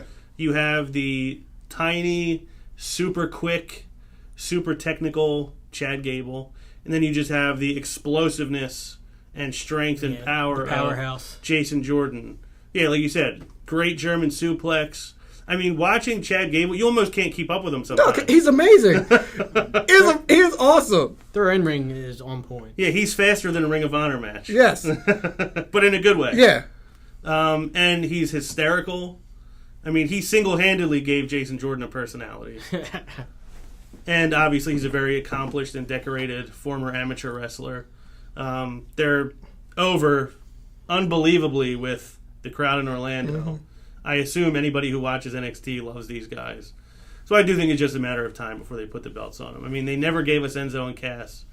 I think these are the kind of guys, though, that they will always try to push to the top. And they're building that way. I mean, like you said, they're giving victories over former champions. They are. They're telling the story, but let's hopefully comes to it. Yeah, hopefully it's a good ending. Happens. Like Covered in Delco is. Very, very good ending. It does have a very good ending. I will give it that. If you haven't read it yet, I look forward to you getting to the end of this book because it is a great ending. This I thought was a great match. You said earlier that Jason Jordan, resembles Suplex City. The Alderman. Yes. Could we call Gable like Arm Drag City or something like that? That hashtag started at Matt Madness. Arm Drag City. Arm Drag City. He does a great arm drag. He does a ton of arm drags. He does. It doesn't roll off your tongue as well, though. It doesn't. Arm Drag City. It doesn't, but I think it's funny to have just such a basic move that everybody can do. Becky Lynch has a great arm drag, too, by the way. But he's awesome. Yeah, I mean, Jordan getting the hot tag in that match. Unbelievable height on his drop kicks. When he fires up, he's just about as fun as anybody in the tag team division to watch. Did you see at TakeOver London when he did that belly-to-belly suplex over the top rope? Mm-hmm. Oh, so awesome. Yeah, he's incredible. I do think that he needed Chad Gable to get to where he's gotten, but now his in-ring ability is shining because you have an actual investment. As much as we love the perfect 10 around here, Ty Dillinger was just not the right tag team partner for Jason Jordan. What is he a perfect 10 in? I don't know. I guess everything, The according only to perfect him. 10 is Ron Passery. Thank you, Aaron. I appreciate that. I've been waiting to hear that. I needed to hear that. So they get their third straight win over former tag team champions. I think we're heading in that direction where eventually they will be the tag team champions. Emma and Dana Brooke coming out. I think they had an interview segment. It's a backstage segment. I love Dana Brooke. I know you were not a big fan for a while. You couldn't wait to boo her at NXT Brooklyn. Take over respect. She earned my respect. The you match actually boo her? with Asuka. Yeah, she earned my respect after that match because she made that match. She did. Well, I mean, she took a beating. She took the beating, but she made that match what it was. I was not a fan of Dana. I still don't like her voice. Yeah, well, I think it's probably the voice and the accent. It's a little bit harsh. Yeah. Maybe it's probably the right way to put it. But she's obviously a great athlete. She's got one of the better physiques of any of the women's wrestlers that they have on either roster right now. And I think she's got a great heel personality. She grates on your nerves. The pat on the head. She'd be perfect with the Bellas. She would be. But I really am enjoying the work she's done on NXT. I think she's improved a lot. I think her and Emma together are a great duo. It's unfortunate that she's out and Emma kind of has to carry the full load right now. Mm-hmm. But I think Dana Brooke has come a long way, and I think she's going to be very significant in the future of WWE, especially in the Divas division. Hopefully one day it's called the Women's division instead. Well, it is in NXT. Yeah. But I thought this was a good promo. I think I especially liked the way they put down Carmella in this match. That, she won her match the week before because of Bayley. She got lucky to win the Battle Royal. And the fact that Dana, I believe, said that she had beaten Bayley. Yeah. So they kind of are saying they did a good job of putting themselves over. Yeah, and burying Carmella. And they also mentioned that Blue Pants beat Carmella. Right, that was the one I was forgetting. I knew there was one other one that they mentioned. We got an Asuka vignette for the first time, kind of just her highlights. How do you feel about Asuka? I love Asuka. I love her. She's amazing in the ring, and she doesn't have to say words. And She very often doesn't. No, that's what I'm saying. A scary face. Yeah. But that's all you need with Asuka. She gives it that face that looks like she just Like, farted and she's even- staring at you like, wait for you to whiff of it. Like, yeah, I did. Even at Takeover London, after she beat Emma and she was doing her dances, it was perfect. That's all. She didn't even have to say a word. No, she didn't. No, she did. It was so perfect, and the money match, no doubt, you already know is Bayley Asuka. That's the money match. Well, yeah, people have been waiting to see it. Asuka, yeah, she's one of the rare people that, and again, we were talking about Roman earlier, she does not need to talk. Yeah. She shouldn't be talking too much, and they're doing the right thing by not having her talk. And they Her use smile right. says everything. And they use her right, too. I mean, the way they, in the Women's Battle Royal before, Carmella won the way they did, everyone was afraid of her. No one wanted to fight her. Everyone was standing back. Even when she got thrown out, she just looked back like, I don't care. Yeah, because she knows eventually I'm going to be fighting for this title. Eventually this will be my title. Nia Jax against Liv Morgan. Shout out to Eric, now that we're mentioning Liv Morgan. Follow them on Instagram. Yeah. I guess he's in love with Liv Morgan. Yes, I think so. Obsessed, maybe. He might be. I think he might be in the process of falling in love with Liv Morgan, which is it's a fun process. Squash match for Nia Jax. I actually might sound ridiculous for this. I enjoy her leg drop. What? I do. I don't know. It's Hulk Hogan-esque. There's just such an impact to it, and I don't know. I thought of this the last two times I saw it, and I was almost hesitant to admit it because I know that the leg drop is a joke, but I really like her using the leg drop. I think she uses it well. I was just... It suits her size, but yeah, that's about it. I'm not a fan. I haven't really seen a lot of Nia Jax for whatever reason. Maybe, it was just in the bathroom or whatever. Well, her matches are typically 3 minutes long. That's what I'm saying. I was looking forward to a little more with Liv Morgan, and I didn't really see much. I mean, I understand it's a squash and everything like that, but I'd like to see some in-ring from her. I thought her match with Bayley was great. Yeah, that was a good match. That was a really good match. But is that Nia, or is that just Bayley's skill to be able to put someone over? So I think, obviously, now I'm not going to compare Bayley to HBK, but I think Bayley carried the match. I think she sold well. I think that she told the story. But not everyone, I think a lot of us get into the thing of like, well, this person's good at this and this person can't do it. Not everybody in the ring is going to have the same set of abilities. So Nia Jax's ability is she's really big, really powerful. So really that, to a degree, that's really all she has to be. She doesn't even look that intimidating to me. She looks like a big weeble. She's smiling. She smiles way too much. She's a weeble. And her smile doesn't send the same message as Asuka's smile does. No, not even close. But she's brand new. She's got a long way to go. I mean, I don't think she's ready for the main roster. I don't think she's ready to be one of the top women, but I do think she's got a ton of promise because I think she's so different from everybody else. Well, the opportunity's there. She's got to capitalize on it, obviously. Yeah, I mean, I enjoyed that match with her and Bayley. The squash matches are kind of whatever they are. Really, we only get squash matches on NXT. Are you a fan of her in ring? Who, Nia Jax? Yeah. I like her in that she's different. I do. Loves the leg drop. I love the leg drop. I think she has a lot of high impact maneuvers that she does. Steal a word from Vince. What a maneuver! But I do like her in the ring. I think she can improve.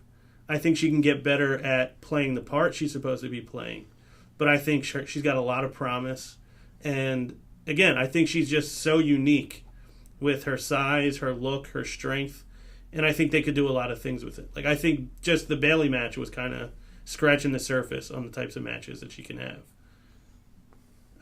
She's never going to be in there with another, person her size or with her, build or anything like that. But I think she's going to go along, and obviously they're going to push her because of her bloodlines, and they've already invested a lot in her. So I feel like, all right, I'm the only one who's a Nia Jax fan here. Yeah. She's got time. She's got time. Like I said, this match was a show me something match, and she didn't show you anything. Yeah. There wasn't anything to it, so I can't disagree with that. I haven't seen much out of her. Like, she's been on NXT since, October, and still haven't really seen nothing to wow me.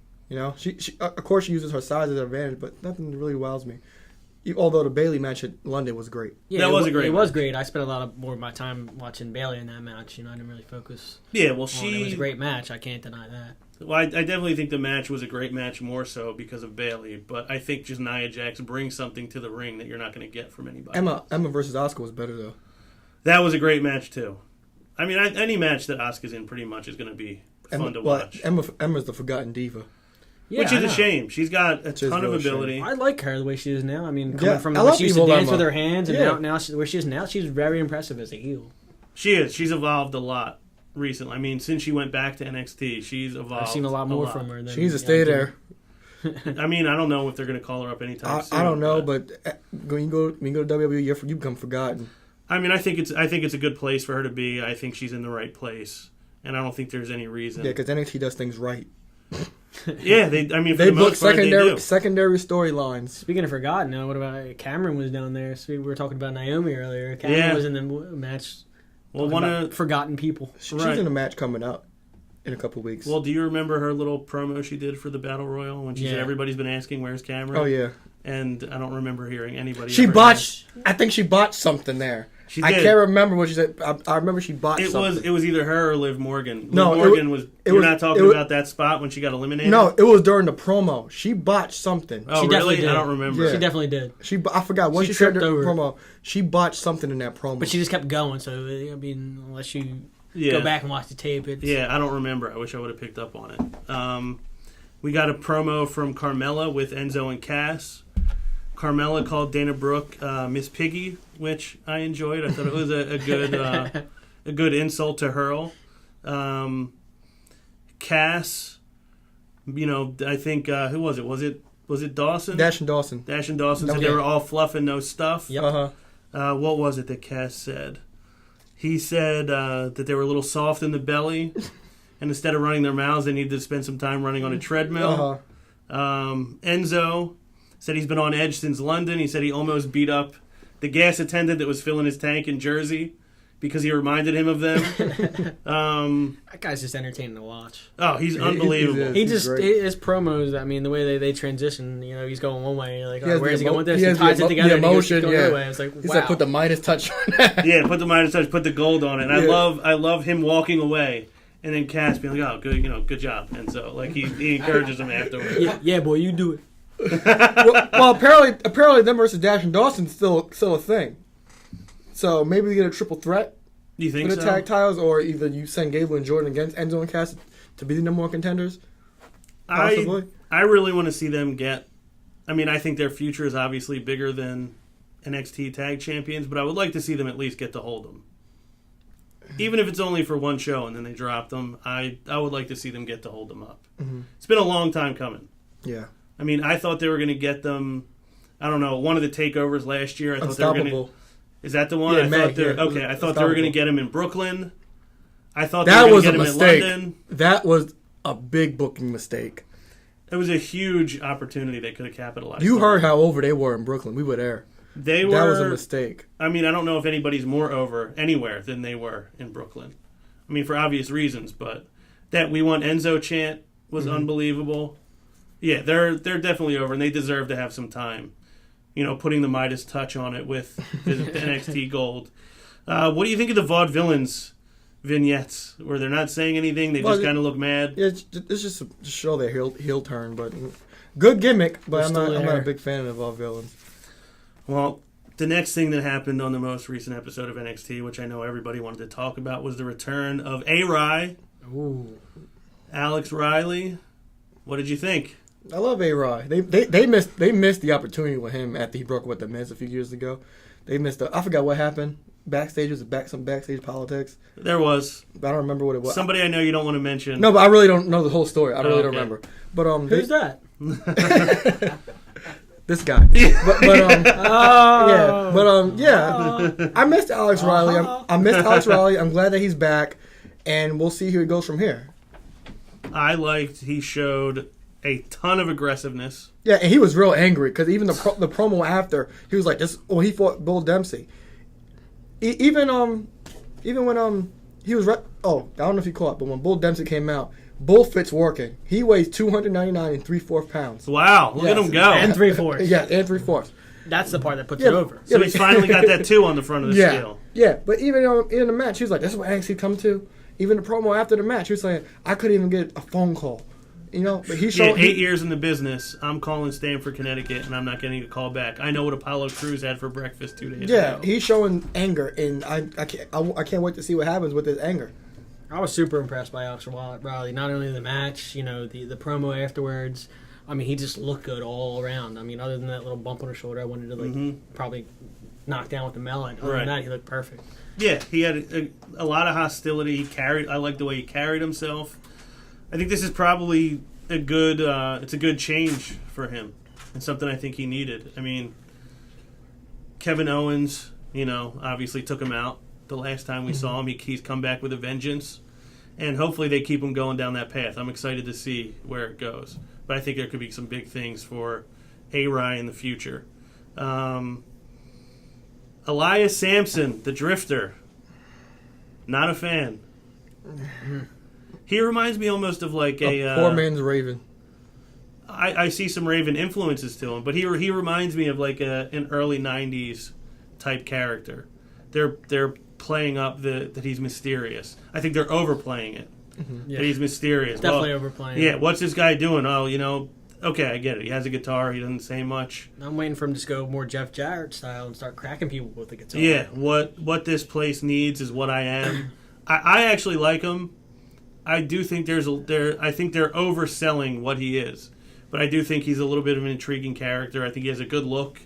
Again, he's got a super aggressive style in the ring, which I like. I love that swinging neck breaker as his finisher. Super high quick. velocity Yeah, it's on quick. that swinging neck breaker.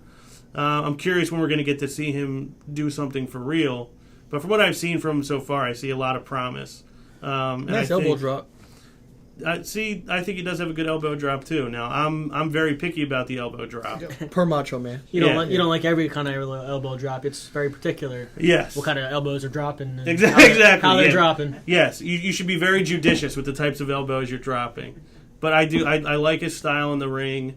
But I do see the sitting in the corner. There's definitely some Raven influences to his character, which I don't hate. I liked Raven. I don't know how you felt, but I I was agree. a fan I was a of big Raven guy. So basically, always had his squash matches so far. I do think though he has an old school feel to him, and I'm a fan of an old school type character, especially in NXT. And I think it's a good place for him to kind of test the waters with this character. The Hype Bros had an interesting promo. I'm not a fan of the Hype Bros. No, I don't know how do you feel about Mojo? he's too How much. do you feel about Zack Ryder? Do you feel anything about Zack Ryder? Yeah, not much. Yeah, I think that's kind of where he's been. Maybe a slight tingle in my grundle, but I'm not sure. So Zack Ryder, I think that kind of is how most people feel about him. They don't have much. It seems like they get a good reaction in Full Sail. I don't know how much reaction they get anywhere else. Mm-hmm. I did actually enjoy this promo, though. I enjoyed Mojo, talking about the Zubaz pants, and Zack saying, "Stop sending me these stupid pants. I don't wear these things." I actually use them as Christmas gifts. I'll get people Zoomies. Do you? Yeah. Well, I think that's a good. Whenever I think it is a good whenever I Christmas can gift. find them. Which isn't often. Nah. You have to ask Mojo. You where gotta he do gets all the them. research. Yeah, but he said, "I see you wearing them to bed every night," which led to the whole. Wait, what do you mean he saw me wearing them to bed? He said, "I watch you while you sleep. I'm your tag team partner. I'm supposed to watch your back."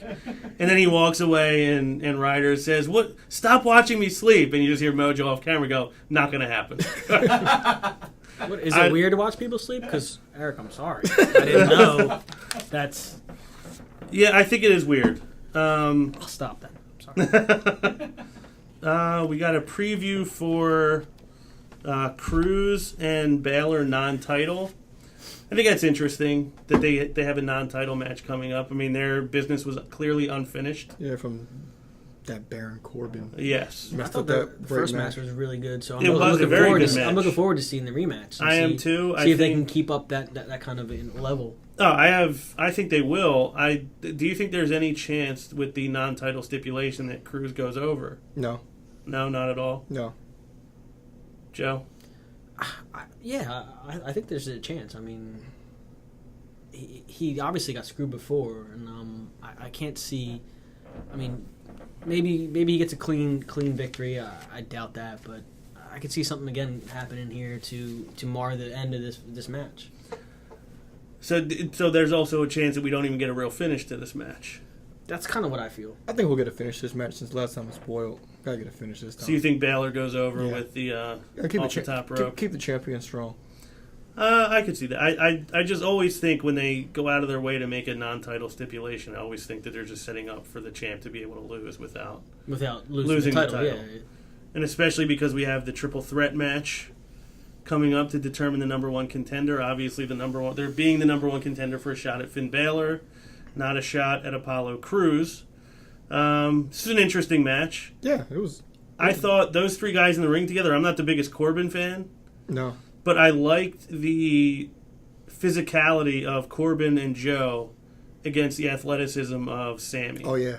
I mean, I thought it made for a really fun match. We got a lot of action outside the ring, inside the ring, on the top rope. There was a lot going on, a lot of action. And honestly, my biggest takeaway from this match is I forgot what a treat it was to watch Sami Zayn. Yeah, going for way too long. Yeah, I missed Sammy. It was fun to watch him. A lot of near finishes in this match. I was impressed.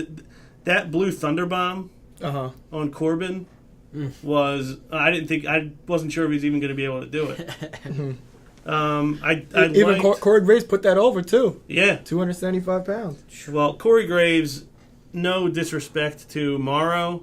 Corey Graves is my favorite commentator in the company. Really? I love him. Well, it was Corey Graves, and then Morrow came, but so they're kind of tied for me. I'm not ready to put Morrow. I enjoy Graves myself. He's still Yeah. fresh. He's fresh. I think you talk about a guy who was able to take lemons and make lemonade out of them. I mean, he really wanted to be a wrestler. He got that taken away from I him. thought I was going to say maybe that's part of the reason why I love him so much, watching his story and sort of feeling for him. Right. And then he is on there, and he doesn't seem like he's asking for anything special. He's out there doing his job, and he loves what he's doing. Right. He's a heel color commentator. He puts over the heels. I even like though that he's not above putting over Bayley when she deserves it, or when any babyface deserves it. He's willing to give them credit where it's due, but he spends most of his time kind of building up the heel, which I think is very important. Yeah. I don't know that that's done enough on WWE TV. He does it, but he also he writes, he hosts a couple shows on the WWE Network. He's just an interesting guy, and he's made a whole new career for himself. Yeah. After he thought he was going to be out of the company, and now he's one of the best things they have going for them. Future. Oh yeah, he's going to be great when he finally gets on WWE. The finish of this match, shades of the Becky Lynch, Bayley, Charlotte finish, when Charlotte had the figure 8 on Bayley. Becky pinned her, and Becky snuck the victory out. I haven't read any spoilers. I don't know where this story goes. I don't either. No. Personally, I watching, do. I want to know. Well, personally watching, I felt like Sammy had the sharpshooter on. Joe put the crossface on, and the crossface caused the tap. That was what I saw. That's the way it happened, but I think it's too. You can't have it like that. I mean, as Well, far as, I don't you have think the finisher that's- in, you have the finisher on. Obviously, I would say that's a draw. Well, are we going to give away a spoiler, or It's up to you. I'm fine with giving away a spoiler. I figure anybody who's probably listening to this, You want the whole spoiler I don't want the whole spoiler. I just want to know or next week's spoiler? Next week's where we're spoiler. going with this. Zayn versus Joe. Zayn versus 101, Joe. Okay, That's much as I'll give you. so basically they said we can't determine, Yeah. They go back, What watch the caused the tape, tap? come out and say, Zayn Kinda. versus Joe. and unfortunately for Baron Corbin, he will remain the uncrowned champion. Good. Yeah, I'm with that too. not a fan. Okay, He good. looks like a Matt Hardy who's One losing his move. hair. Yeah, he does have that weird hair where it's like Matt it's Hardy, slicked it's just back like and fading hair. I agree. I honestly I thought that was a great ending to that show. I mean, whenever you can leave it where we don't know what happened, or you can leave it where we don't know where this is going, I think that's always a plus. Regal coming down with the official trying to figure it out. We have to go in the back and figure it out. You have Joe and Sammy both arguing. They're selling their case. Oh, Yeah. I had him on this. No, I had him on that. I thought it was a good way to end the show, but I thought that was a great match. It was a great Great main match event down for the the week. pay-per-view, and it leaves you wondering where you're going to go next. Right. So obviously, we know now. Thanks, buddy. Yeah, Aaron, I There's think more to the knows. story, but I'm not saying nothing. Yeah. Yeah, I don't want to I know appreciate much more that because I than want to watch it. I guess that's everything for NXT this week. I thought this was a great week for It's a good week NXT. NXT. Obviously, is every week. I'm looking forward to this week's. Me too. I Got can't wait to see it. Emma Carmella, I want to see the Ballard, Cruz match. Cruz. I want to see that. Yeah, that's going to be The incredible. first one was dynamic, so I'm looking forward to seeing the way they do the second time around. Right, same here. We have, as we end every week, we have a few listener questions and comments. Aaron, you want to hit us with those? Yep, I'll hit you with it right now. All right, this first this is a this is three separate questions from the same person, by the way. Justin, Sasha's not involved in this because the No. 3-part question I'm going to need my inhaler for it. I Okay, don't have no. it with me. Okay, I'll ask each question one at a time. Okay. All right. Hey, fella. This is from Justin from Brooklyn. Hey, fellas, I have watched your podcast on YouTube since the first episode. Stop dissing against Nikki Bella's boyfriend. I have a series of questions. One, do you believe that the WWE needs to bring some of their older titles back per the European light heavyweight, even the hardcore title, in order to push some of these superstars? Okay, I guess if I'm going to take that first, my favorite title out of those was the hardcore title. I don't think it has a place anymore in the WWE product. I just don't think hardcore matches will work anymore. There's no blood. There's no chair shots to the head. I just think a hardcore division it ends up just being a watered-down version of what it used to be, and there's no reason to bring it back. As far as the light heavyweight and the European title, I personally think the Intercontinental title and the U.S. title are enough. A European title could be interesting because there's a lot of guys from overseas, like a Cesaro, or I even think a guy like Tyler Breeze. I could have seen him being a great European champion because guys like Dolph Ziggler who don't get Right. a lot of major pushes, what you're saying earlier, like his ring ability, this would give him maybe a forum. Exactly. But I honestly think that the Intercontinental title is good for the guys just below main event status. And I think the U.S. title is good for mid-card guys or guys on their way up. I don't think they need to add any more titles, especially because they don't treat the ones they have with enough respect anyway. So why bring back another belt just to push it down? I don't know, Joe, if you agree with me or not. I agree with you in certain aspects. I don't want to see the hardcore title back. I think that just takes away from gimmick matches. Again, like you said, they don't have as much blood and gore anymore, and it wouldn't be. Not that I think it was great in the first place. That's just my opinion. I don't think it would be good for the show. European, yeah, if they were willing to dedicate, their own storylines to that title, sort of like what they do with the WWE title now. Maybe if they were able to take some of the mid card guys and give them their own, forums, it'd be great. But that's unlikely to happen. Right. So nobody just trusts that they're going to do the right thing. I mean, that being said, and this segue probably into the next question. Before they bring it back any of these titles, I think they need to start focusing more on the tag team division, the tag team titles. They got to give that more of a push on these shows. All right. Well, my answer to this question, I agree with you. They can't book anything right. They can't book any of their top titles right. Either the Intercontinental, the U.S. title was a mess for years, and they just now getting steam on their own world title. If I had to bring a belt back, it would be the Cruiserweight title. But the thing is with that title is you don't want to have the same problem WCW had. WCW kept Eddie Guerrero, Rey Mysterio, Jericho all in the Cruiserweight division, and that was it. You don't want in WWE, when it came to WWE, they didn't put certain guys even as cruiserweights in that division because they knew they were greater than that. Mm-hmm. That's the problem if you bring that title back. You don't want to throw guys like Neville, Tyler Breeze. You don't want to pigeonhole wrestlers. Yeah, for example, you don't want to just have them labeled just as a cruiserweight division. And another thing with belts is the European title, it was nice and all, but I think that's why you want to see these belts back, because you fell in love with the design.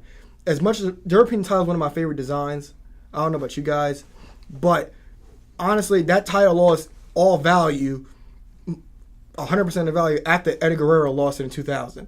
Because even when you think about the European title, you don't think about the great matches. When you think about the European title, you probably think about either Triple H, Owen Hart, the Bulldog, and D'Lo Brown, right, and Shawn Michaels because he held it with the wing title. But Shawn Michaels only had it for a month, and that was just to build heat on the Bulldog. Yeah, Shawn hated that title. Yeah, and it's a forgotten title. It's been William Regal had interviews asked about that title, and he was like, and he didn't know what they were talking about. He didn't remember anything about that title. I had it? What? Yeah. So I wouldn't bring back any titles because they can't even book their own titles that they have now.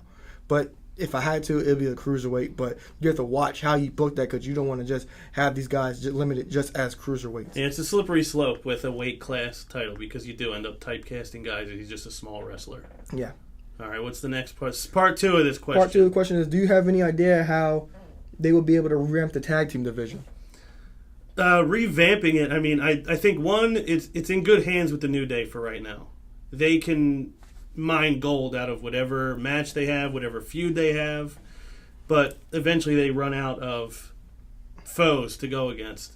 So I just think simple answer, short and sweet, the NXT tag team division has been great. I think there's a lot of talent down there that probably within the next year or two are going to be on the main roster, and I think the tag team division is going to be in good shape just based on the talent they have on the way up. Joe? I agree with my colleague a lot. NXT's got a lot of great wrestlers that are going to be up on the roster sooner rather than later. I would like to see some more storylines built in the tag division. You have some people that are going to waste in the background that you could put in there and probably give some more heat to New Day. And I don't know why you're laughing at me. I wasn't. Smell or what happened? I apologize. All right, back to the state at hand. I thought of something somebody said earlier. Well, fair enough. Give some of these other wrestlers a chance to maybe get together, maybe even like the Golden Truth, and give New Day a little bit there, and put the tag titles almost on the same level as the WWE. Okay, well, my answer is, back in the summer, the tag team division had great promise, especially with Lucha Dragons, primetime players, even the Dudleys coming back. Yeah, and they fell off that. Yeah, and the Dudleys don't work anymore. They just seem to disappear. And then there's a forgotten tag team, I think, is Luke Harper and Eric Rowan. That's a forgotten tag team. Great tag team. Yeah. Also. A couple things they could revamp it is revive the Dudleys a little bit, put Harper and Rowan back in tag team contention, and then bring up guys like Enzo and Cass who are they're your money. Fuse with promos with the New Day, they'll be amazing promos, and on top of that, have those amazing matches. Don't just have those same boring tag matches that we see all the time between the Usos and New Day. You see it over and over again. Mm-hmm. And another thing is if you want to build a team with some kind of credibility, put a team with some mid-card guys together, like Team Hell Now, Daniel Bryan and Kane. They were great together. Throw a couple random guys together because that always seems to work. I mean, social outcasts. Cesaro and Kid were. Yeah, Cesaro and Kid. Just throw a couple random guys together that you think will work, and we usually fall in love with them 9 out of 10 times. Right. I'm kind of in agreement. Like, start building some better feuds. Yeah. And the third part to his question was, do you believe that the presence of The Rock kind of generates more dislike for Roman Reigns? That's an interesting one. I think it automatically breeds a negative comparison for Roman Reigns because he's not The Rock. I mean, who is? And I think it's impossible shoes for him to fill. And I think people see The Rock and they love The Rock, and then they realize all the things that we love The Rock for is kind of exactly what Roman can't give us. But I don't necessarily think that he makes things bad for Roman. I think ultimately, like we talked about Dolph Ziggler before, he's got to separate himself from being a Shawn Michaels clone or a Billy Gunn clone or a hybrid of the two. And he's got to separate himself and be the first Dolph Ziggler. I think Roman Reigns is never going to be as successful as he can be until he separates himself from any comparisons anyway. So I think The Rock might make it a little bit more difficult for him, but I think ultimately it's on him and the creative team to get him over and get him to his potential. So I don't think The Rock is really going to hold him back or cause any negativity for him. Joe? I'm going to make it short and sweet. No, it's not detrimental to him, but it doesn't help him in any way. It doesn't help him get over. He's got to do that himself. I agree with Joe. When they bring The Rock, it's like, okay, because Vince knows people love The Rock. So it's like you put him with Roman, their thinking is, okay, Rock's gonna get Roman over. He's gonna get the fans to love him. But that's not the case. It's been proven at the Royal Rumble. They booed him. The promo after the Royal Rumble, Rock was shook because that didn't get Roman over. The minute Rock's music hit, we cheered. He got in the ring and they booed. The thing is, they constantly compare Roman. Well, tell us that Roman is related to The Rock, and if you want to get him over, he can't have any kind of comparison or any words mentioned that he's related to The Rock, because that's just shoving him down his throat. And anytime The Rock interacts with Reigns, you know it's going to mean that Roman's going to win. I could see that. I just think, like I said, any wrestler who's ever going to be a legit superstar, get to the top of the game, has to do it his own way. And I just think if he ever gets there, he's going to have overcome whatever comparisons there are to The Rock. Yeah, he has to be different. Yeah. That's the thing. All right, another question. We have to get this guy on the show. It's not Ronald Lloyd again, is it? We got to get this guy on the show. Ronald Lloyd is my favorite listener. Yeah, we're going to get him on the show.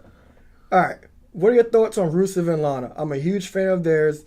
This time last year, Rusev was coming off being the last man eliminated from the Royal Rumble and was the United States champion going into Mania. Now Rusev and Lana are relegated to the League of Nations and have become almost irrelevant. What gives? I still want Lana. Don't we all? Thoughts, please. Ronald, I'm a huge fan of what Rusev's able to do. I'm a huge fan of Lana, like I said, as an empowered female character. Rusev was one of the most intimidating, formidable guys on that roster, and she was leading him. Now, she's walking 10 feet behind him. She doesn't talk anymore. It used to be where she'd come out and kind of pose for the crowd, then Rusev would come out. They clearly lost their way with Rusev.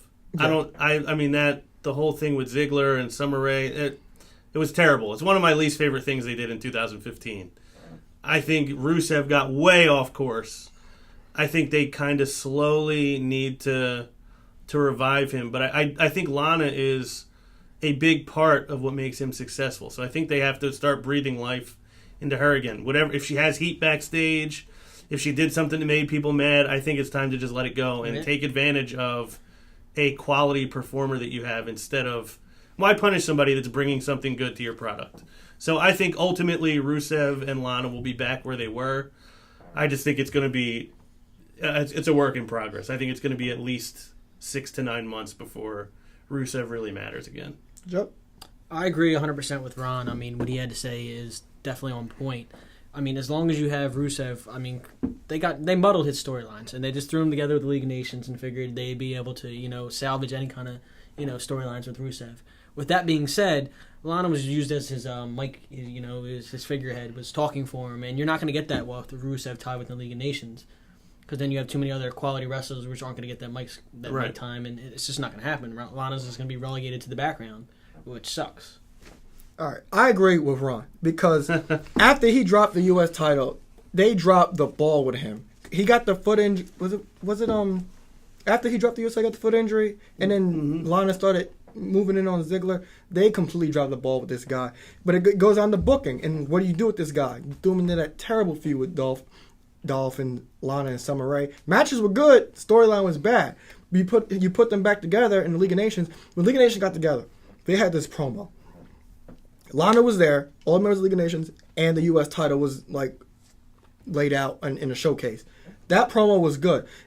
Being the League of Nations with that kind of name for everybody from all those different countries, the U.S. title should be their thing. They should all be going after the U.S. title. So if Del Rio can't get the title, I don't see why they can't have Rusev go back after the U.S. title.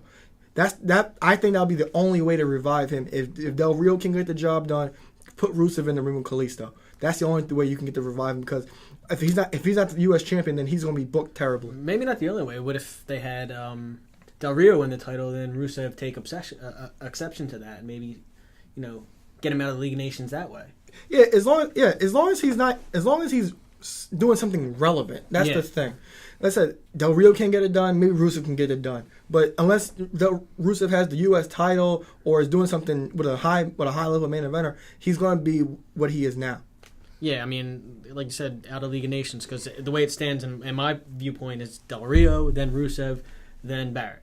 Oh, don't talk about Barrett. That hurts me. So I mean, Rusev's always going to be second to Del Rio right now. Unless they get him away from the League of Nations, you're not going to see Lana because he's second. Yeah, and they like to separate Lana with just Rusev. She's not when they have those League of Nations entrances and big matches. She's nowhere to be found because they have her just for Rusev.